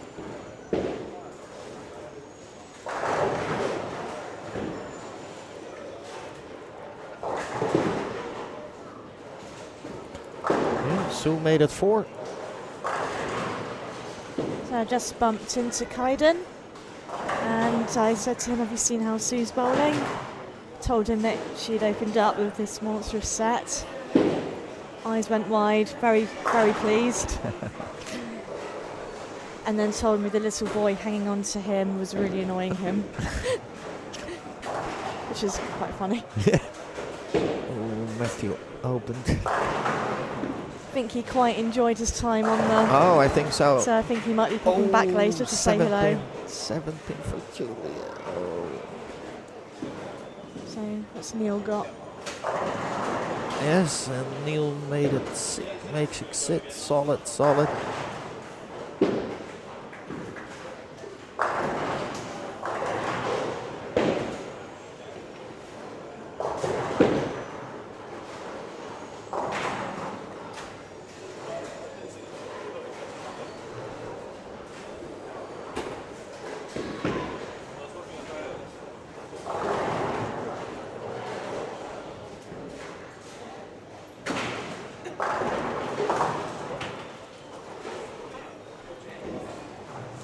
Let's see if Matthew can get back on it. No. So I've got a printout of the scores after squad 13 here in front of me. Just give the website a quick refresh just to see if that's been updated yet. No, okay. So the cut to the top 28 at the moment sits on at 2,537.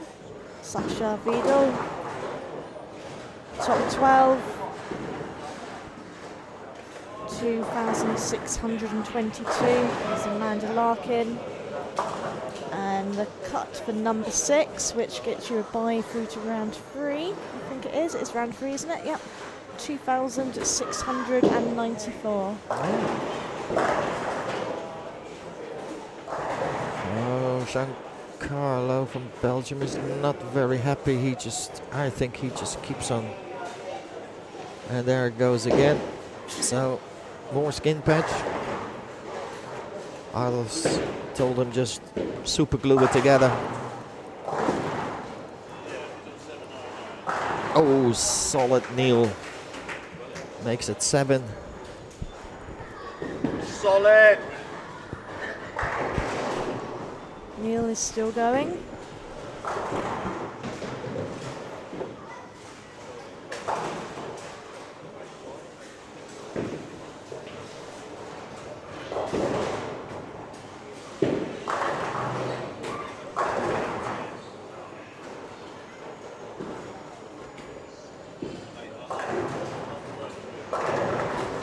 Oh, come on. Yes, Matthew had a good break there.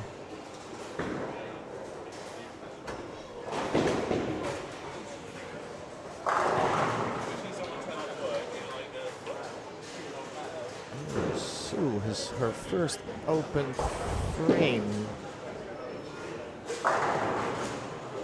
in 3.5. Remember, don't know what it was, but first open in 3.5 games. But still have a lot of frames left to cover that one up.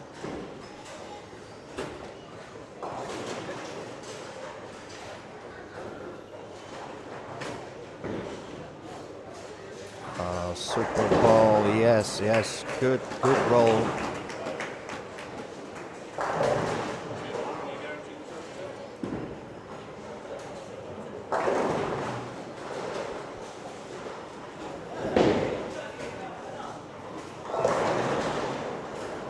Yes, Sue back on the strike again, so saw the little of the pump action, the fist action, bowling wise.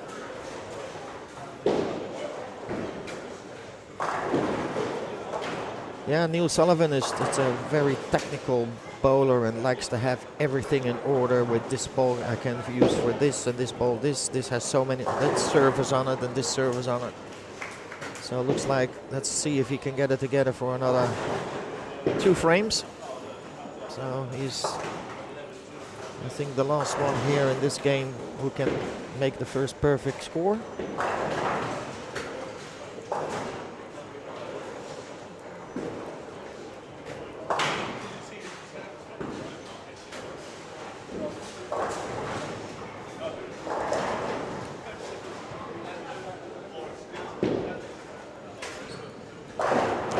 was a bit wild, Matthew.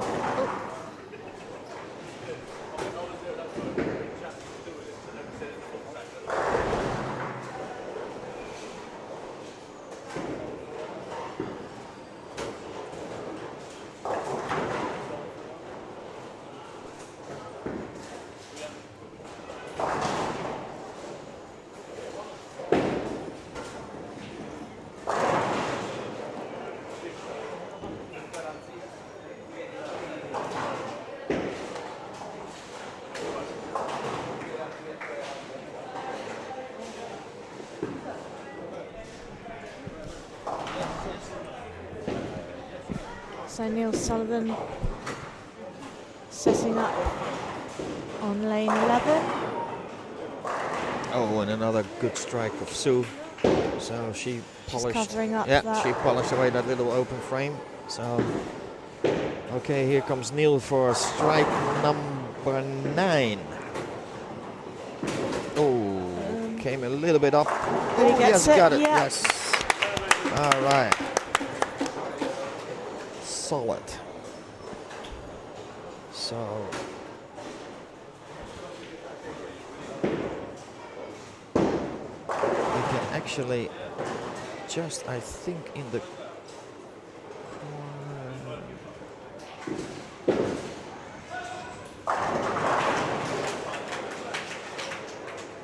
No, we can't. Well, we have in the on the slow motion camera, we just have a pick on lane 11 the last couple of meters.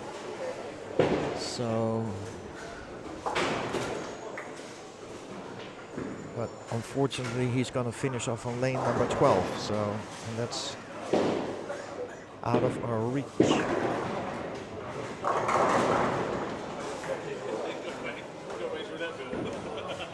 So good afternoon from Malta. If you are just joining us, heading into the final couple of frames of game 4, squad 14.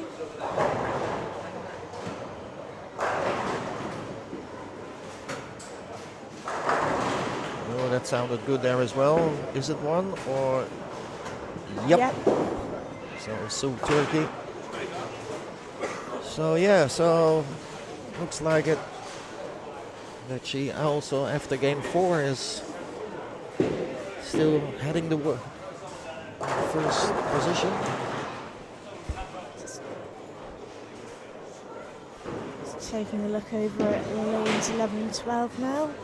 Neil Sullivan Yep. of Malta, front 9. Sponsored by Papa. No, it's a family business. What I said before, 360 food. It's called.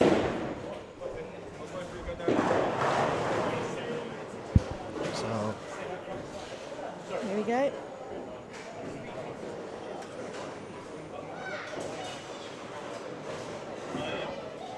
soft landing, but Oh. No 300s this game. Nope. So tournament high game is still 299. was a bit.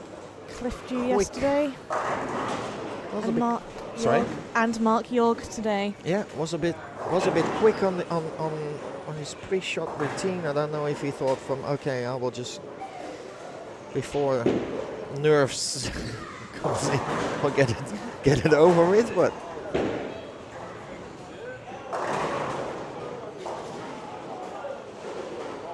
well, still that's Looking at his overall total, he needed to have this big game. yes. And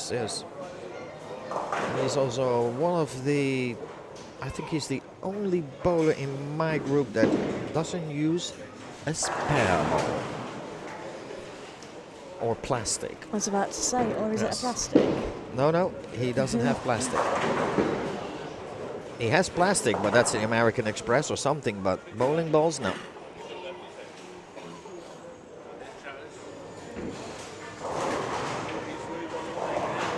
So, coming then in the finishing up here in front of us is the last frame. Most of them are, except here in front of us, are 9 and 10, 5 and 6. Last bowlers are gonna go for the last frame. 277 for Neil. 833. Still, Julian struggles with the carry here in front of us.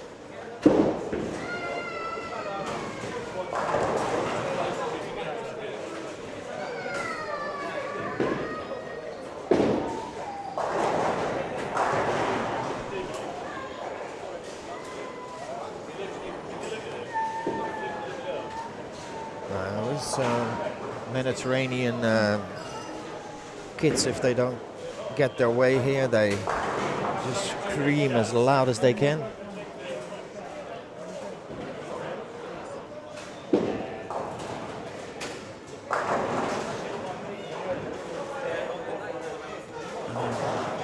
With a strike at 234 for Sue.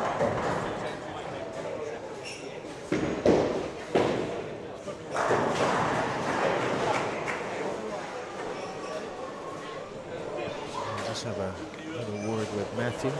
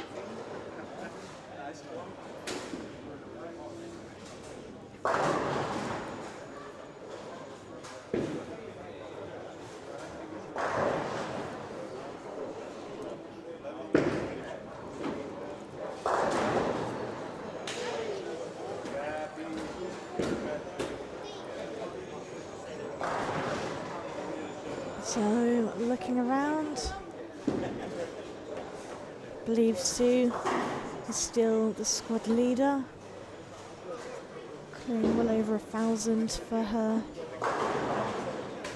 4 games. Hopefully we'll have an update on the rolling scores for you very soon.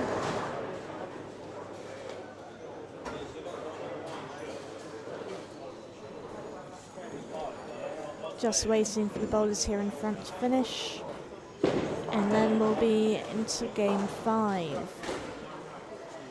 So Julian, 224, 851.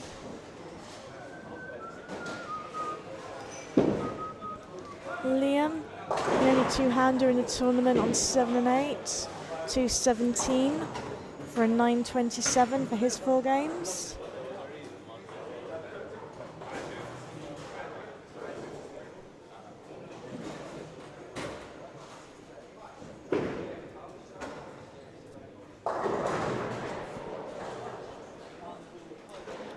Meanwhile, we are here all afternoon, so keep the chat coming.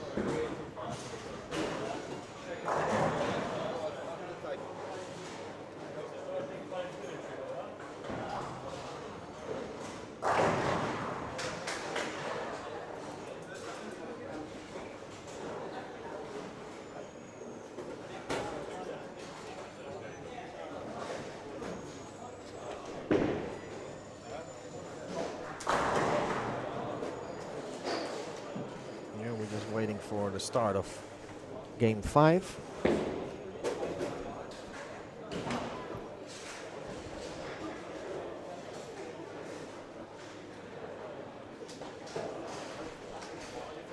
interesting to see now with the cross from 5 and 6 of Sue back to the higher numbers. It's always plays a little bit different. Shouldn't be a problem.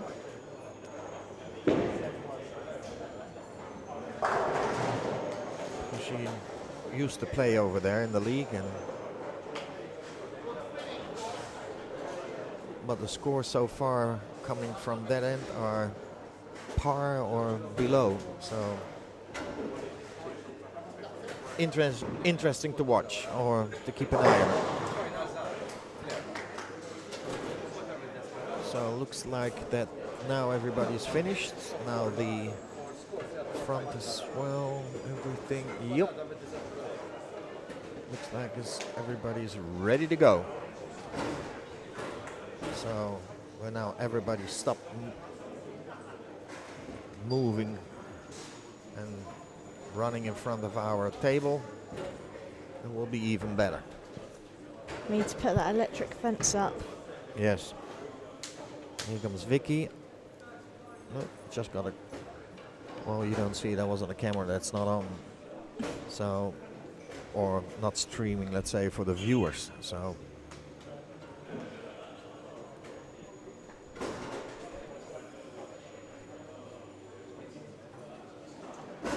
So Dario 875 on 11-12. He's going okay.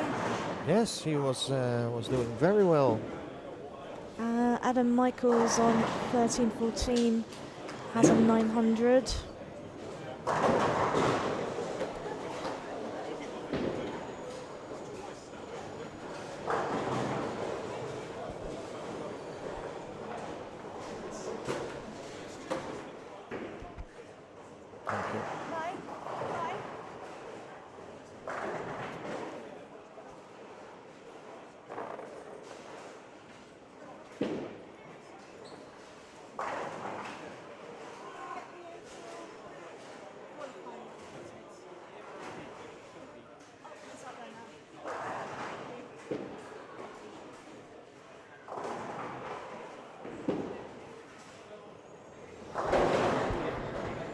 If you check the Eden Super Bowl website, edensuperbowl.com, tournament Malta Open, the qualifying scores after squad 13 this morning have now been updated.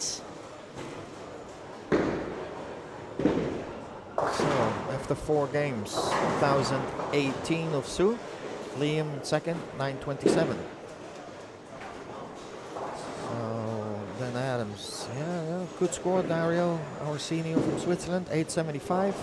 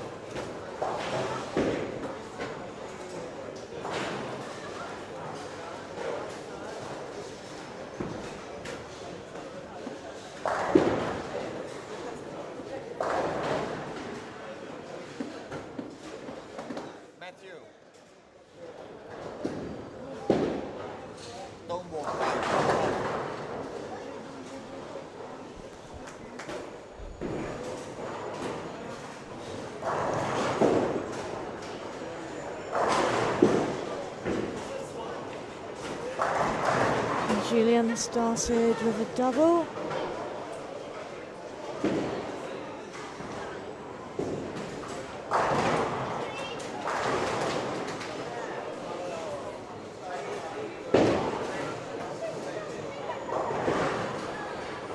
It's always fun to watch, or what's not fun, but it's always the same same people that are coming in front or near our table and camera. Ah, good Nice shot of shot, Matthew. Matthew. Yeah, he was quite upset on lane number 10. Was a good shot, left to 7.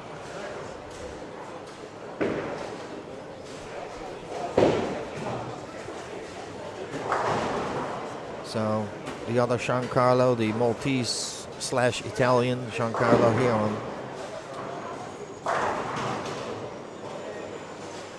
strikes it. Will go to Munich for the World Senior Championship.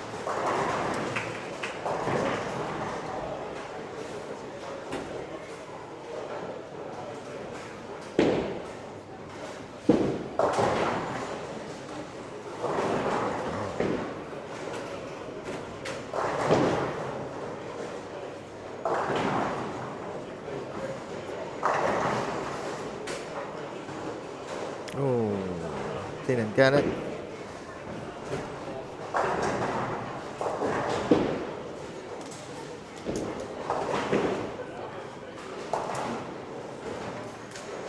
Well, we can watch a little bit how it all started. Still a little bit, for me, that's not too much shoulder. But didn't get the turn.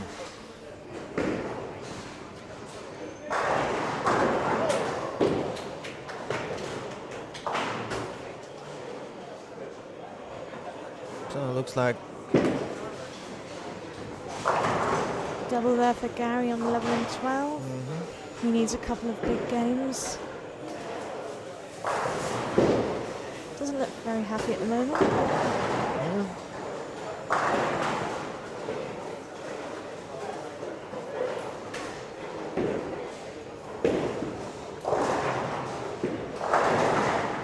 Yeah, Julian makes it 4.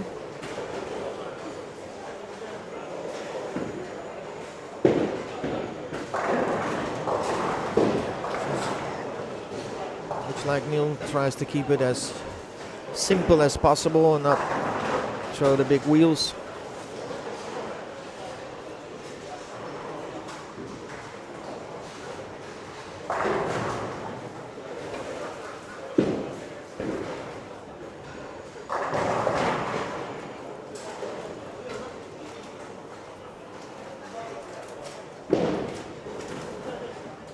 Let's see what's any new questions on the board. No, so you can keep on asking whatever you want, almost whatever you want. No pin numbers, no bank details, but everything Yep. else we can probably answer.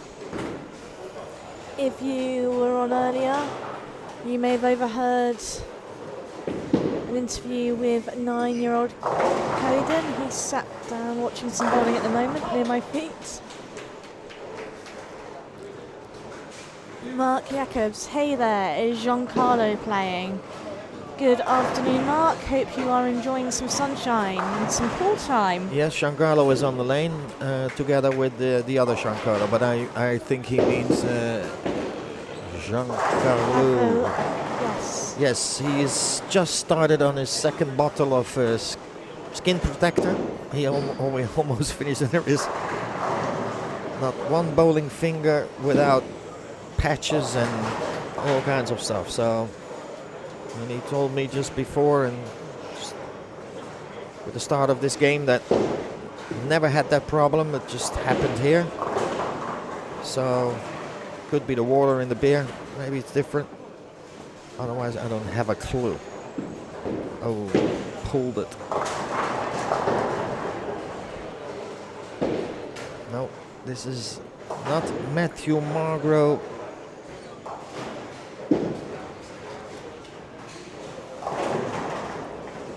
Mark, of course, our tournament leader. 2,789. Yes, but I think Mark Jacobs is going to lose his first spot in this squad. It does look like the race is on. Yes, it's game on. So You see, Bowlers who finish in the top 6 will get a bye through to round 3. And I think now So just a few bowlers here fighting for that magic, that magic top 6 spot. looks like a very slow start.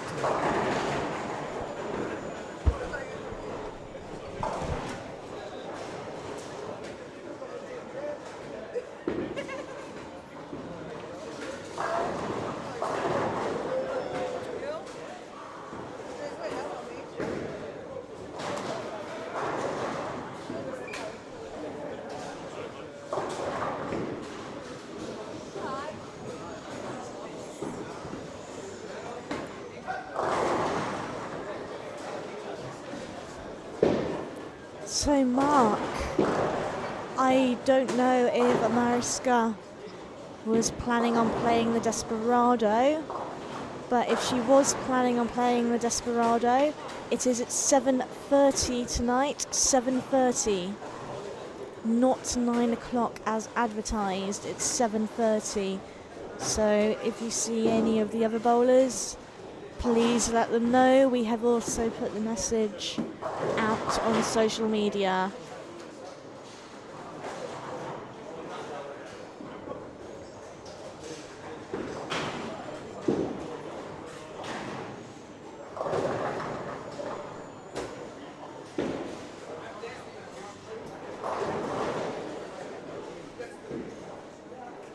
So I think Rick off to see, we can see how Sue, the current squad leader, is getting on. A long way out ahead at the moment.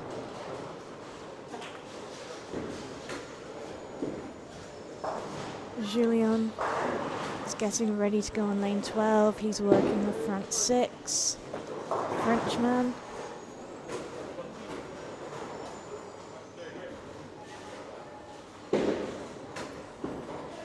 Mark says who's going to take the first spot then? I know. Well, it's... Oh, you'll have to hang about and watch, Mark. yes, it's... If this continue like this, Mark is going to stay in the family.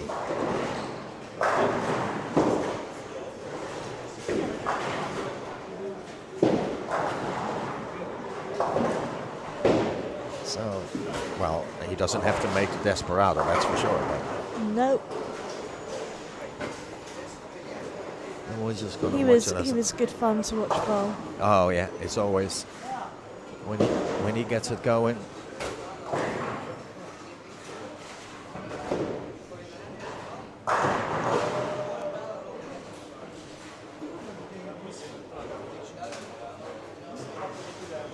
Haven't heard much from Justin yet. No, he's doing okay on 13-14, Yep. but he's just started a bit late.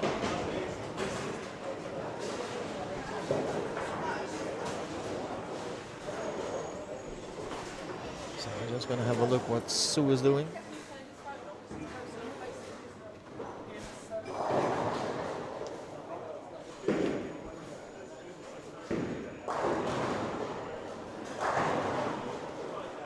So Mark, our current squad leader, he popped on the live streaming and had a chat with us. I think it was yesterday, maybe the day before. He gave us his predictions of bowlers to look for. Mark, if you're still there, have your predictions changed? Who are the bowlers to watch out for?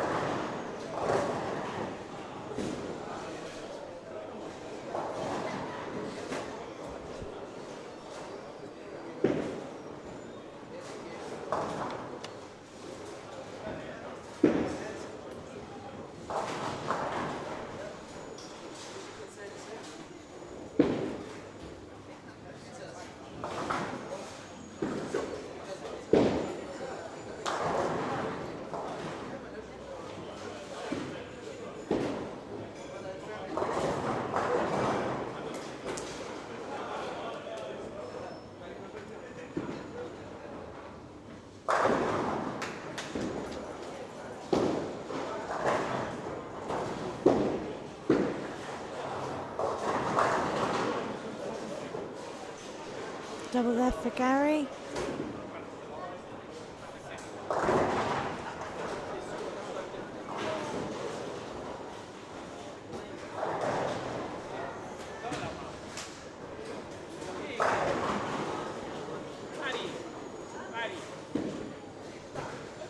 He's been a bit unlucky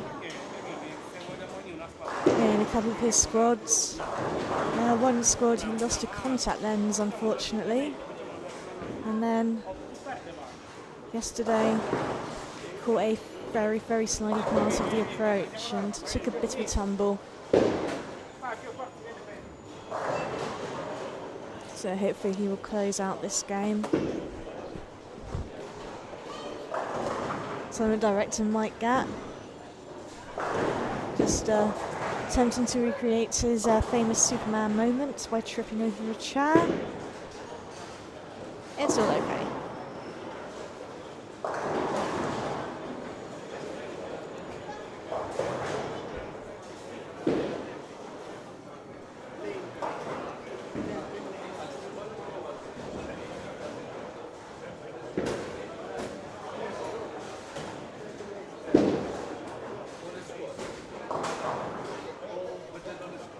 Lee Chatfield is having a better game. He's working a turkey at the moment on 7 and 8.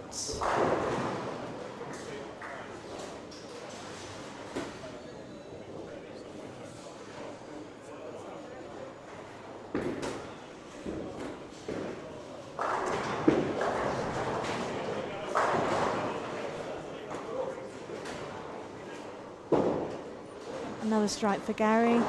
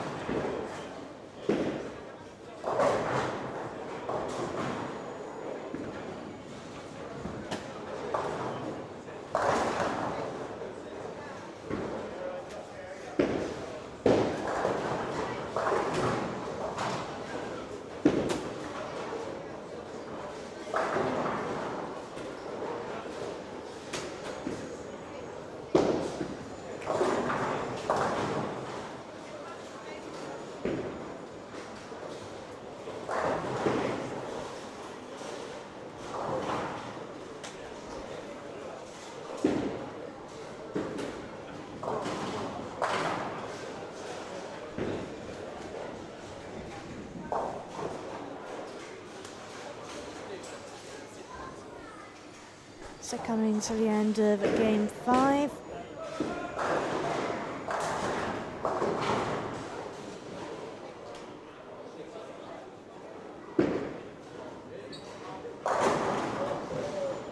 Gary pulls a shot, takes all 10 anyway.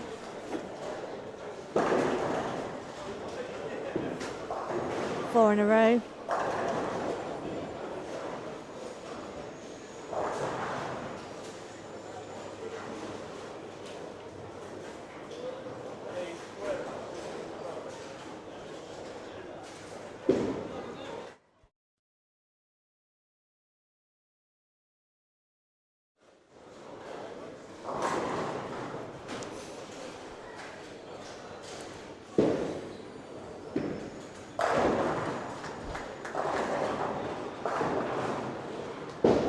Neil out of trouble there, very nearly a 7-10. Luckily it was not. So good afternoon from Malta if you are joining us. Coming to the end of game 5 of the penultimate squad. And just one more qualifying round after this, which will be at 4 o'clock. 4 o'clock local time.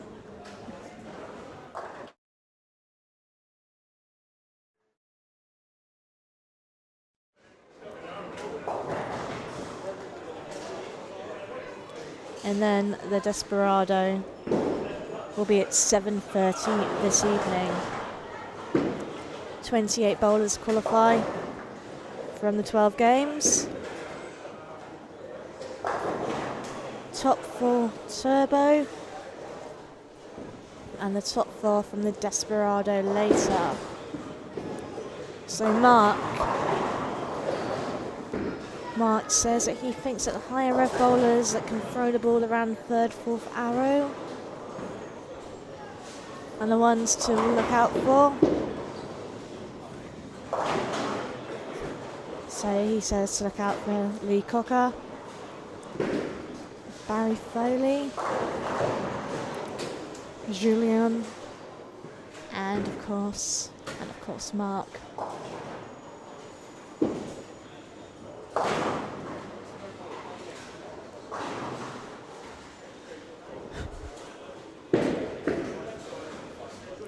So that's a 249 for Julian.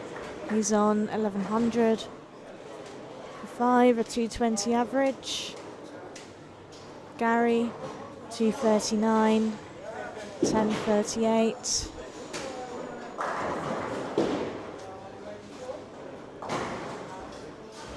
On 7 and 8, they're a little way behind on 7 and 8.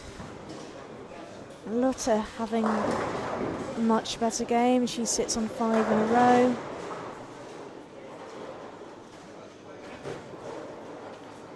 Adam Michaels, 201. He's on 1105.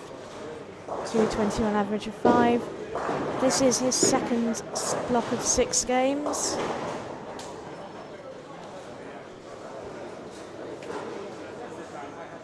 He bowled 1288 yesterday. Julian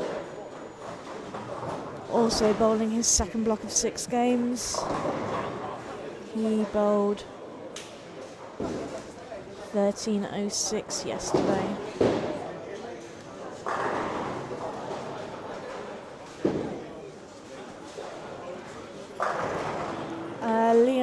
Liam Fitzpatrick, left-handed two-hander, 1142 for 5. Oh, sorry about Welcome that. back, Rick. Yeah, I just had a look outside through the window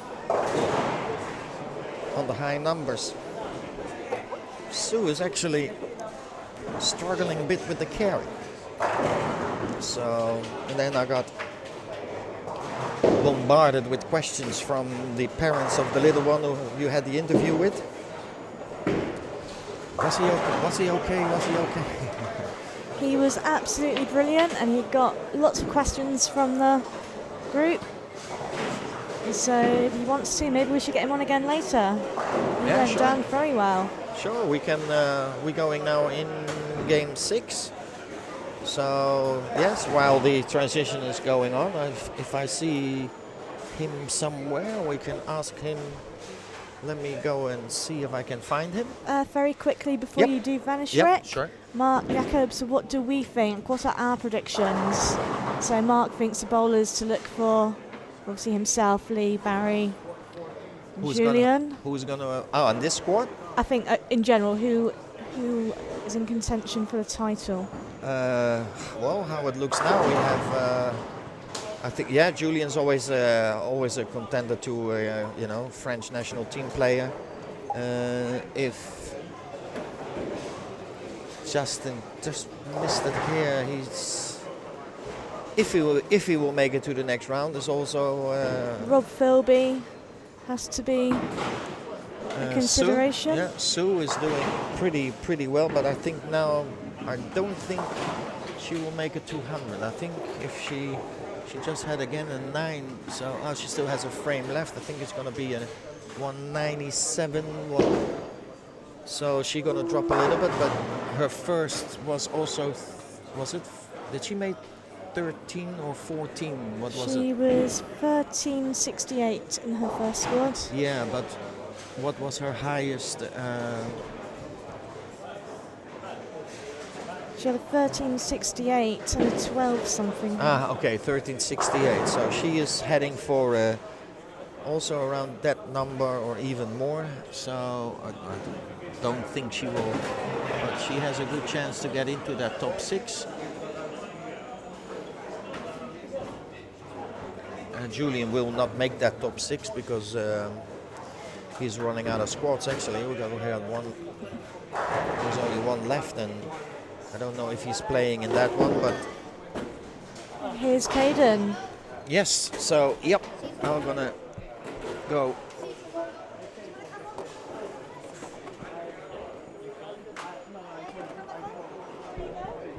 On special request from a lot of people, they just want to ask you a few more questions, okay? So Rick is just taking a little break for a second. Earlier on today, we had Caden on live streaming with me. 9-year-old Maltese youth bowler. He's the only two-hander on the island, and he gave a great interview. We had lots of questions for him. He was just on his way home, but we thought we'd get him back on to say hello for another couple of minutes, as so many people asked questions and so many people said how well he spoke and what good stuff he had to say. So, how's it going, Caden? I'm going good. So, have you seen much more of the bowling since we last spoke? Yes. Have you seen how Sue's doing? Yes. Yeah, she is on fire, isn't she? She is on fire. So, yeah, hopefully she will get her place in the top 6. So, guys, if you are in the chat room, I'm back here with Caden again, our special guest. So, any questions for him, please put them forward. So, have you seen any of the other bowlers this squad at all? Yes. So I think, I don't know if you saw, but Neil Sullivan had a good game earlier. He got 9 strikes in a row to start with. Wow. So I think he finished with he finished that game with a 274. That was, I think, game 3. That was quite good fun. So who do you bowl with often on the island? Often on the island I bowl. Well, without training I bowl with my parents, and when I'm training I bowl with Caden, Chris, Alex. So Caden, some of you may have seen bowl yesterday. He's bowling in the tournament. He's 12 years old. So he was on the live streaming pair for a little bit yesterday. So earlier on today, Caden gave us all some great advice on bowling. So I'm going to get him to repeat his pearls of wisdom again. I said, it doesn't matter if you win or lose, you just need to participate. You have to have fun. If you're not having fun, why are you playing then? Because some bowlers go mad if they lose, and that's not fun, getting mad. So, yeah. And yeah, it's important to have fun. And do you think you can learn a lot when it doesn't go well? When it doesn't go well, do you think you can learn from losing? Yes. So that's important, isn't it? We've got a question for you. So, Bad Horsey, who is watching from Australia, he says, what is your highest score? My high score is 193. And you bowled that just last Saturday, didn't you? Yes. So, good job. Bad Horsey, watching from Australia, it may interest you to know that Caden's favourite bowler is Jason Belmonte. the one and only Belmo from Orange in Australia. So I think Caden, we are going to have to let him get home to his parents now, but maybe he'll come back tomorrow to watch some of the finals and let us know what he thinks. So Caden, thank you very much for popping back on. What are you up to this afternoon? Going back home, study, and then I go back to my friends. And then we'll see you back in the bowling centre tomorrow for some fun finals action. And you know, in a few years' time, hopefully we'll see you out there too. Okay, lovely, Caden. Thank you very much. Have a lovely afternoon, and we'll see you tomorrow. Thank you. Bye. Bye. High five. Thank you. So thank you very much to Caden. Lovely. Bye-bye. Lovely lads. So he's coming back tomorrow to watch the finals. I think he's really enjoyed watching the bowling this week. Yes. So he was giving everyone his top words of advice about having fun, learning from losing, and participation.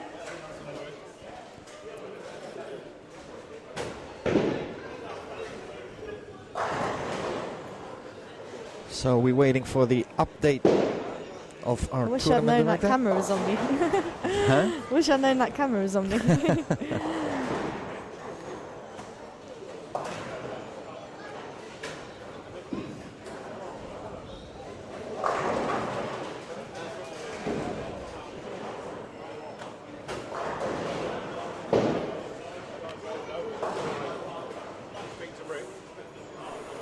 So, final game.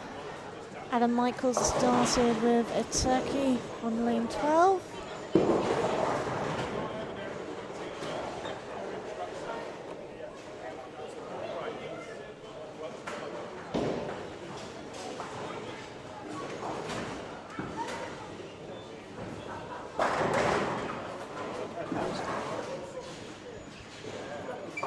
You said what was...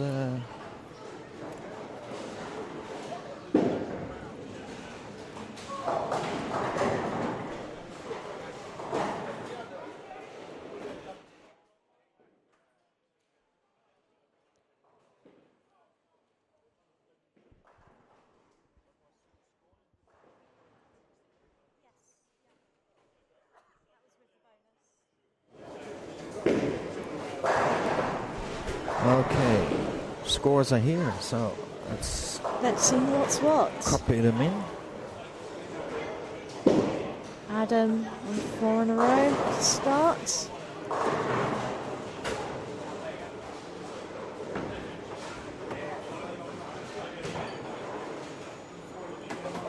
And here they are.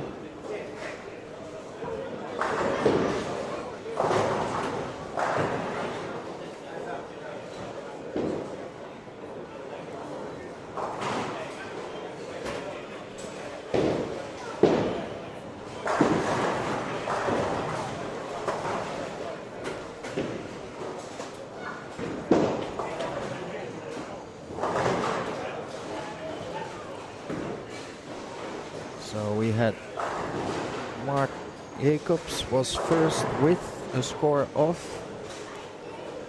2000.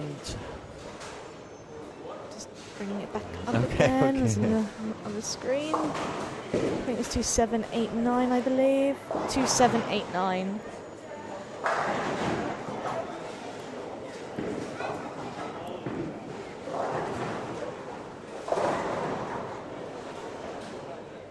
We are doing some number crunching.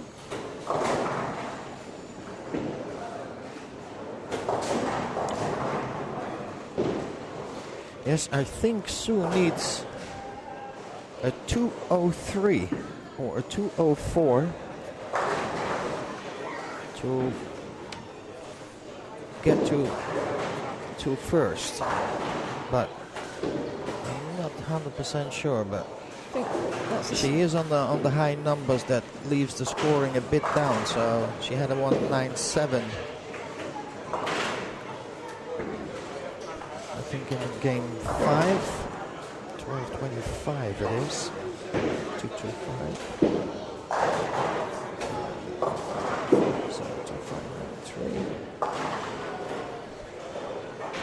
278.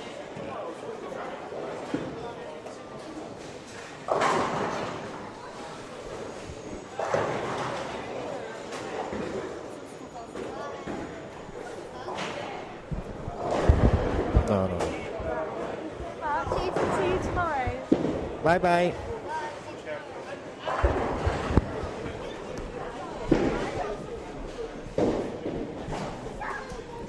So Caden has just run back to say goodbye. He'll be back tomorrow to watch the finals.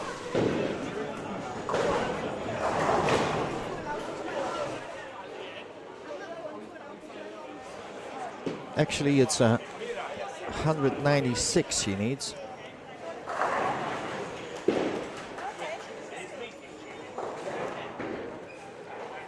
So, Mark, I don't know if you're still listening, but according to my certainly biased calculation, she needs 196 still. You know, it's not the end, it's just who's going in the first position. So, Caden is back. Oh, I think he's back for another turn on the booth. Yeah, if he wants. Would you like to have a little chat with him this time, Rick? No, it's okay. It's you're doing a great job. So, Shall we give him a head yeah, start? sure. So, ladies and gentlemen, if you've got further questions for Caden, he is back. Hello. Simon, the finals tomorrow. Bear with me. Let me just check the times. Right.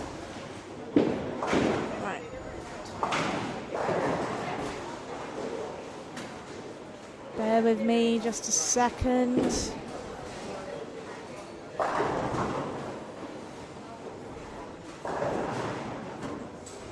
Right, final stage 1 is tomorrow morning at 9 o'clock. So we'll be here all day tomorrow talking about the finals. So Caden is back. Our friend in Australia says, well done, Caden. Nice high game. Thank you. And he also says Jason Belmonte is the wonder from down under. Jason Belmonte also has a pretty cool bowling ball, signature bowling ball. Have you ever seen it? It is time. The one with him. The one with him taking a shot. And it's a very, very cool bowling ball. Simon says, well done, Caden. So, yes, if anyone's got any questions for Caden, maybe we can put them to him. We've spoken a little bit. Well, I think we're going to go on the camera again, Caden. So, we've spoken a little bit about our predictions for who's going to win tomorrow. I know we spoke a little bit about it earlier, Caden, but let's have another chat. Who do you think is going to win the Malta Open 2017? I think who will win the Malta Open 2017? Probably the male who is first place. So Mark. He's from Germany. I think Mark's actually from the Netherlands, I do believe, but I know who you mean. Mark is actually watching the chat now. So Mark, if you are still here, Caden has predicted that you are going to win. Who else do you think will do well? Sua Abela. She is doing very well indeed, this squad. I think Rick has just gone down to see how she's doing, but we think if we've got the maths right, we think that if she bowls 196, she will take the overall lead. So that would be exciting. So Caden was telling us earlier that the country that he really wants to bowl in is China. That's right, isn't it? And can you tell us a little bit about why that is? There's a lot of good players like Tom Barrett, Sean Raj, Jason Belmonte. There's a lot of good players that bowled in the PBA like Ryan Simonelli and a lot of left-handers as well. So are there any other countries that you think you might like to bowl in? Argentina. Argentina? And is that just a country you'd like to visit? Or do you think it would be cool to bowl there? Visit and bowl as well. So yeah, it's not somewhere I visited, but I know South America is supposed to be very, very beautiful. And also in the Panama. We've got the canal there. Do you know what a palindrome is? No. Okay, there's a very famous palindrome. A man, a plan, a canal, Panama. And if you take that, if you take those words, a man, a plan, a canal, Panama, and you write it down, and then you write it down backwards, it says exactly the same thing backwards as it does going forwards, and that's a palindrome when a word or a phrase, sentence spells the exact same thing backwards as it does forward, and that's a very famous one. Slightly useless piece of trivia, but you never know when it might come in. You never know when it might come in handy. So let's have a quick look around. Handling it like a pro, Caden. So I think little friend of Caden is bothering him a little bit, and he's just handling it like a pro. So quick look around at the bowling. Julien from France is going well this game. Adam Michaels is already through 1300. Have you seen Adam bowl on lane 11 here? He's a good lefty from England. So he's having a nice set. I actually have got his signature. You've got a signature? Can I get that from you later on before you go? Yes. I want one from you so that I can say in 10 years' time, well, I knew you. Mark Jacob says, thank you, Caden. So I think he's pleased that you think he might win. Yes, he is. He's from the Netherlands, so that might be a cool place to visit bowling at some point. And also United States as well, because sometimes I can see my cousins. Oh, you have cousins who live in the States. Whereabouts, do you know? For now they live in Germany, but then they're going to go back to the United States in 3 or 4 years. So bowling in the States would be amazing. Here's Rick. Lane 15, 16. So we have Sue at the moment on 1387 in the 7th frame, I think, working on 4 or 5 strikes. So sorry to say, but Mr. Mark Jacobs will go down one spot. So Sue Abella is on fire this morning. She is doing it for the girls. Girl power. We always like to see when a fellow female is doing well. Because in the old times, females weren't allowed to vote. That's right, yes. Also, when Martin Luther King became president, black people and white people are friends. Yes, he was a very, very inspirational man. And in school there were things for black people, and for white people it was more better than the black ones. So Martin Luther King did some very, very good things. Very inspirational, very important man. So you study hard at school then as well, I can tell. Very hard. Just another quick look around at the bowling.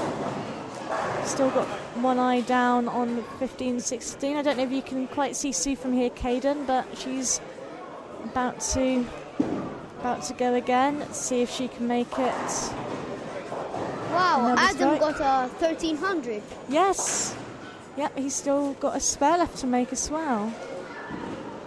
Let's see if he makes it. Yeah, so if you can see, I will let you call the shot.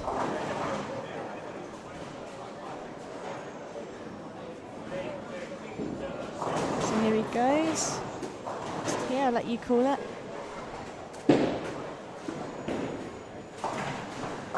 Adam makes it. There we go, so that is a, can you see? 1358. Yep, 13.58 for Adam. 2:46 to finish. He'll be pleased with that. He's adding that to 12.87, I think. So that should put him. Let's have a quick look at the overall scores. So obviously it depends what else is happening in this squad, but I my maths isn't completely deserting me, I think that should put him round about top 12. We quick look down at Sue. Wow, I don't know, Caden, if you can quite see Sue's score, but she has already gone through 1400. That is amazing. So she's had a great morning. So let's just have a look over here, see what's going on. Gary's working 4 in a row. Excitement. I'm talking to Caden here. I've forgotten to see what's going on in front of me.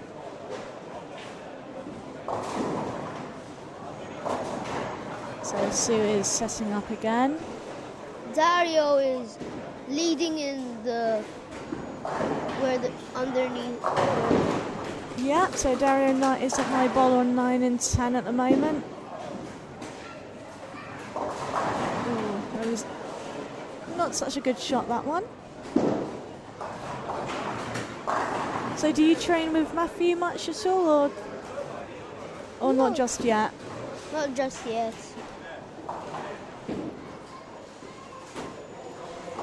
But Alex is his son. And I train with Alex. You train with Alex. So you were saying earlier that your friends think that bowling is easy until they try, and then it goes in the gutter. I see that Eden Super Bowl are doing a summer camp for bowling. Do you think you might try and bring some of your friends to try to do that and try to learn to bowl? One time I told my friends how to put his fingers. He used to put it like this. He got mad and hit me Oh, that's not very nice. with his legs in my face. Oh dear. Well, I'm not sure I would teach him how to bowl after that. I hope he said sorry. So let's just go back to 9 and 10. Let's see Gary up there. Gary's on 5 in a row. Not too many questions. No, give us some more questions, people. We've got Caden here. He is here, ready and waiting. I do know that the chat is slightly behind what we're actually saying, so sometimes you need to wait a minute or two for it to come through. There's Leo over there. He's working a double in the 10th. That you call his final shot.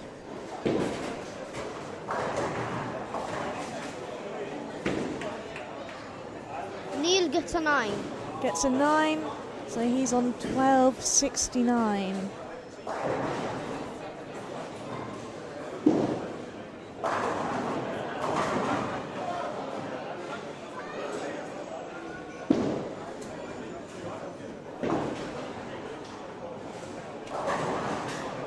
So Sue is going up to finish now.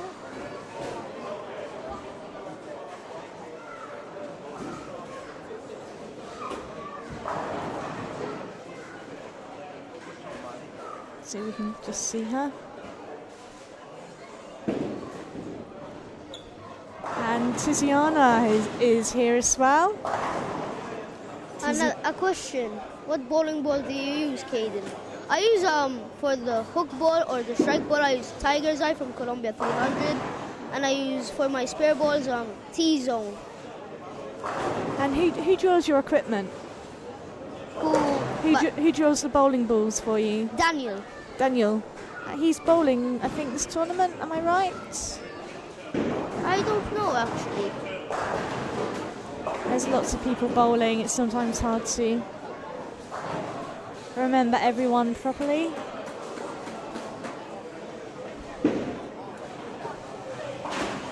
So I can't quite see Sue's final score.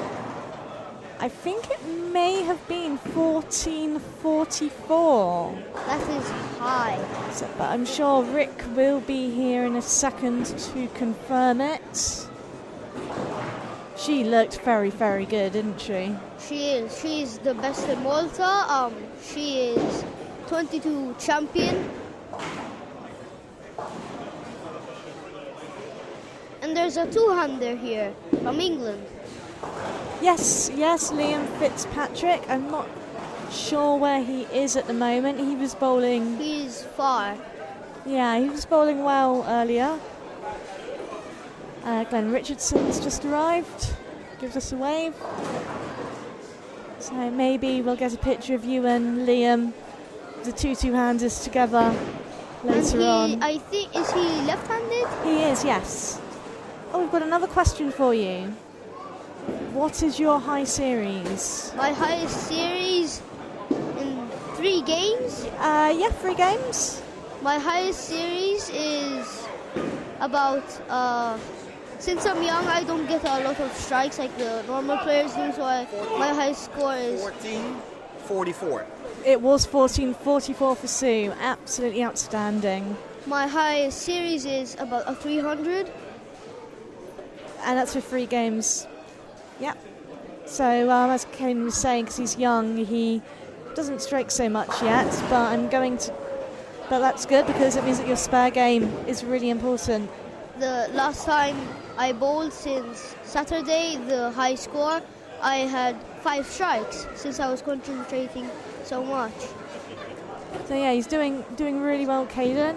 And in a few years' time, he is going to be bowling in this tournament.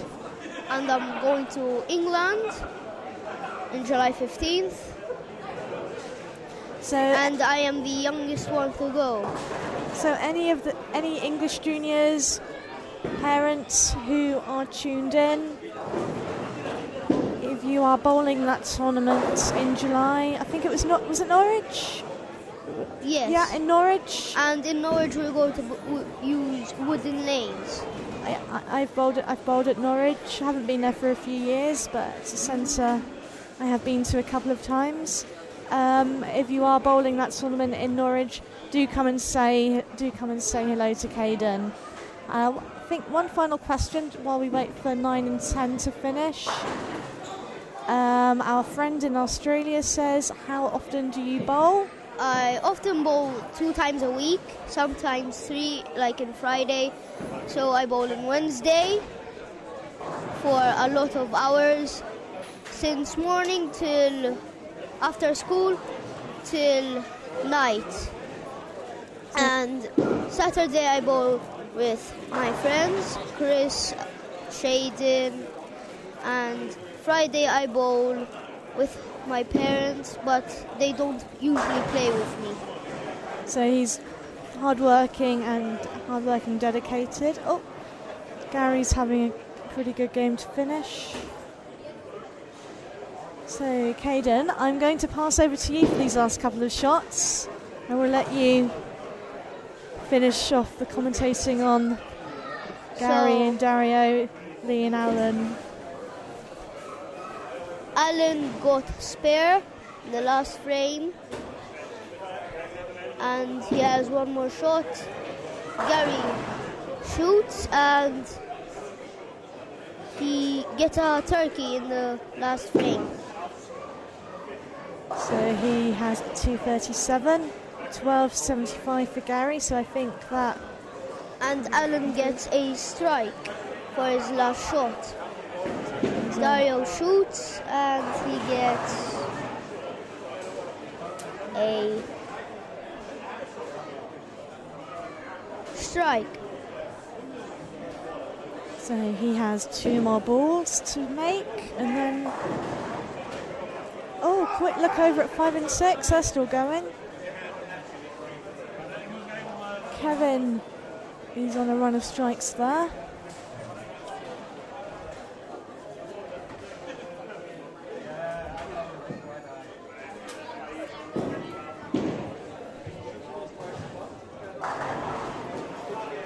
One more ball for Dario, and he gets a double.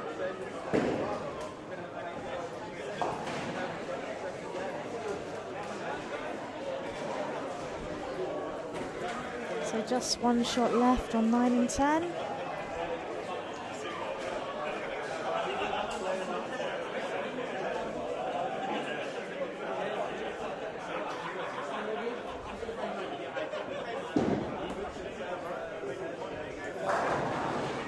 gets a 30 in the last frame for lane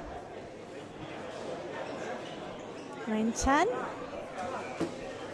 and he got a 12.99. And just to finish off, Kevin over on 5 and 6 finishes with 2:57. So that concludes Squad 14, the penultimate squad. And you've been listening to our very special guest, Caden. So we will be switching off now, but thank you very much. We are back at 4 o'clock. Thank you very Bye. much.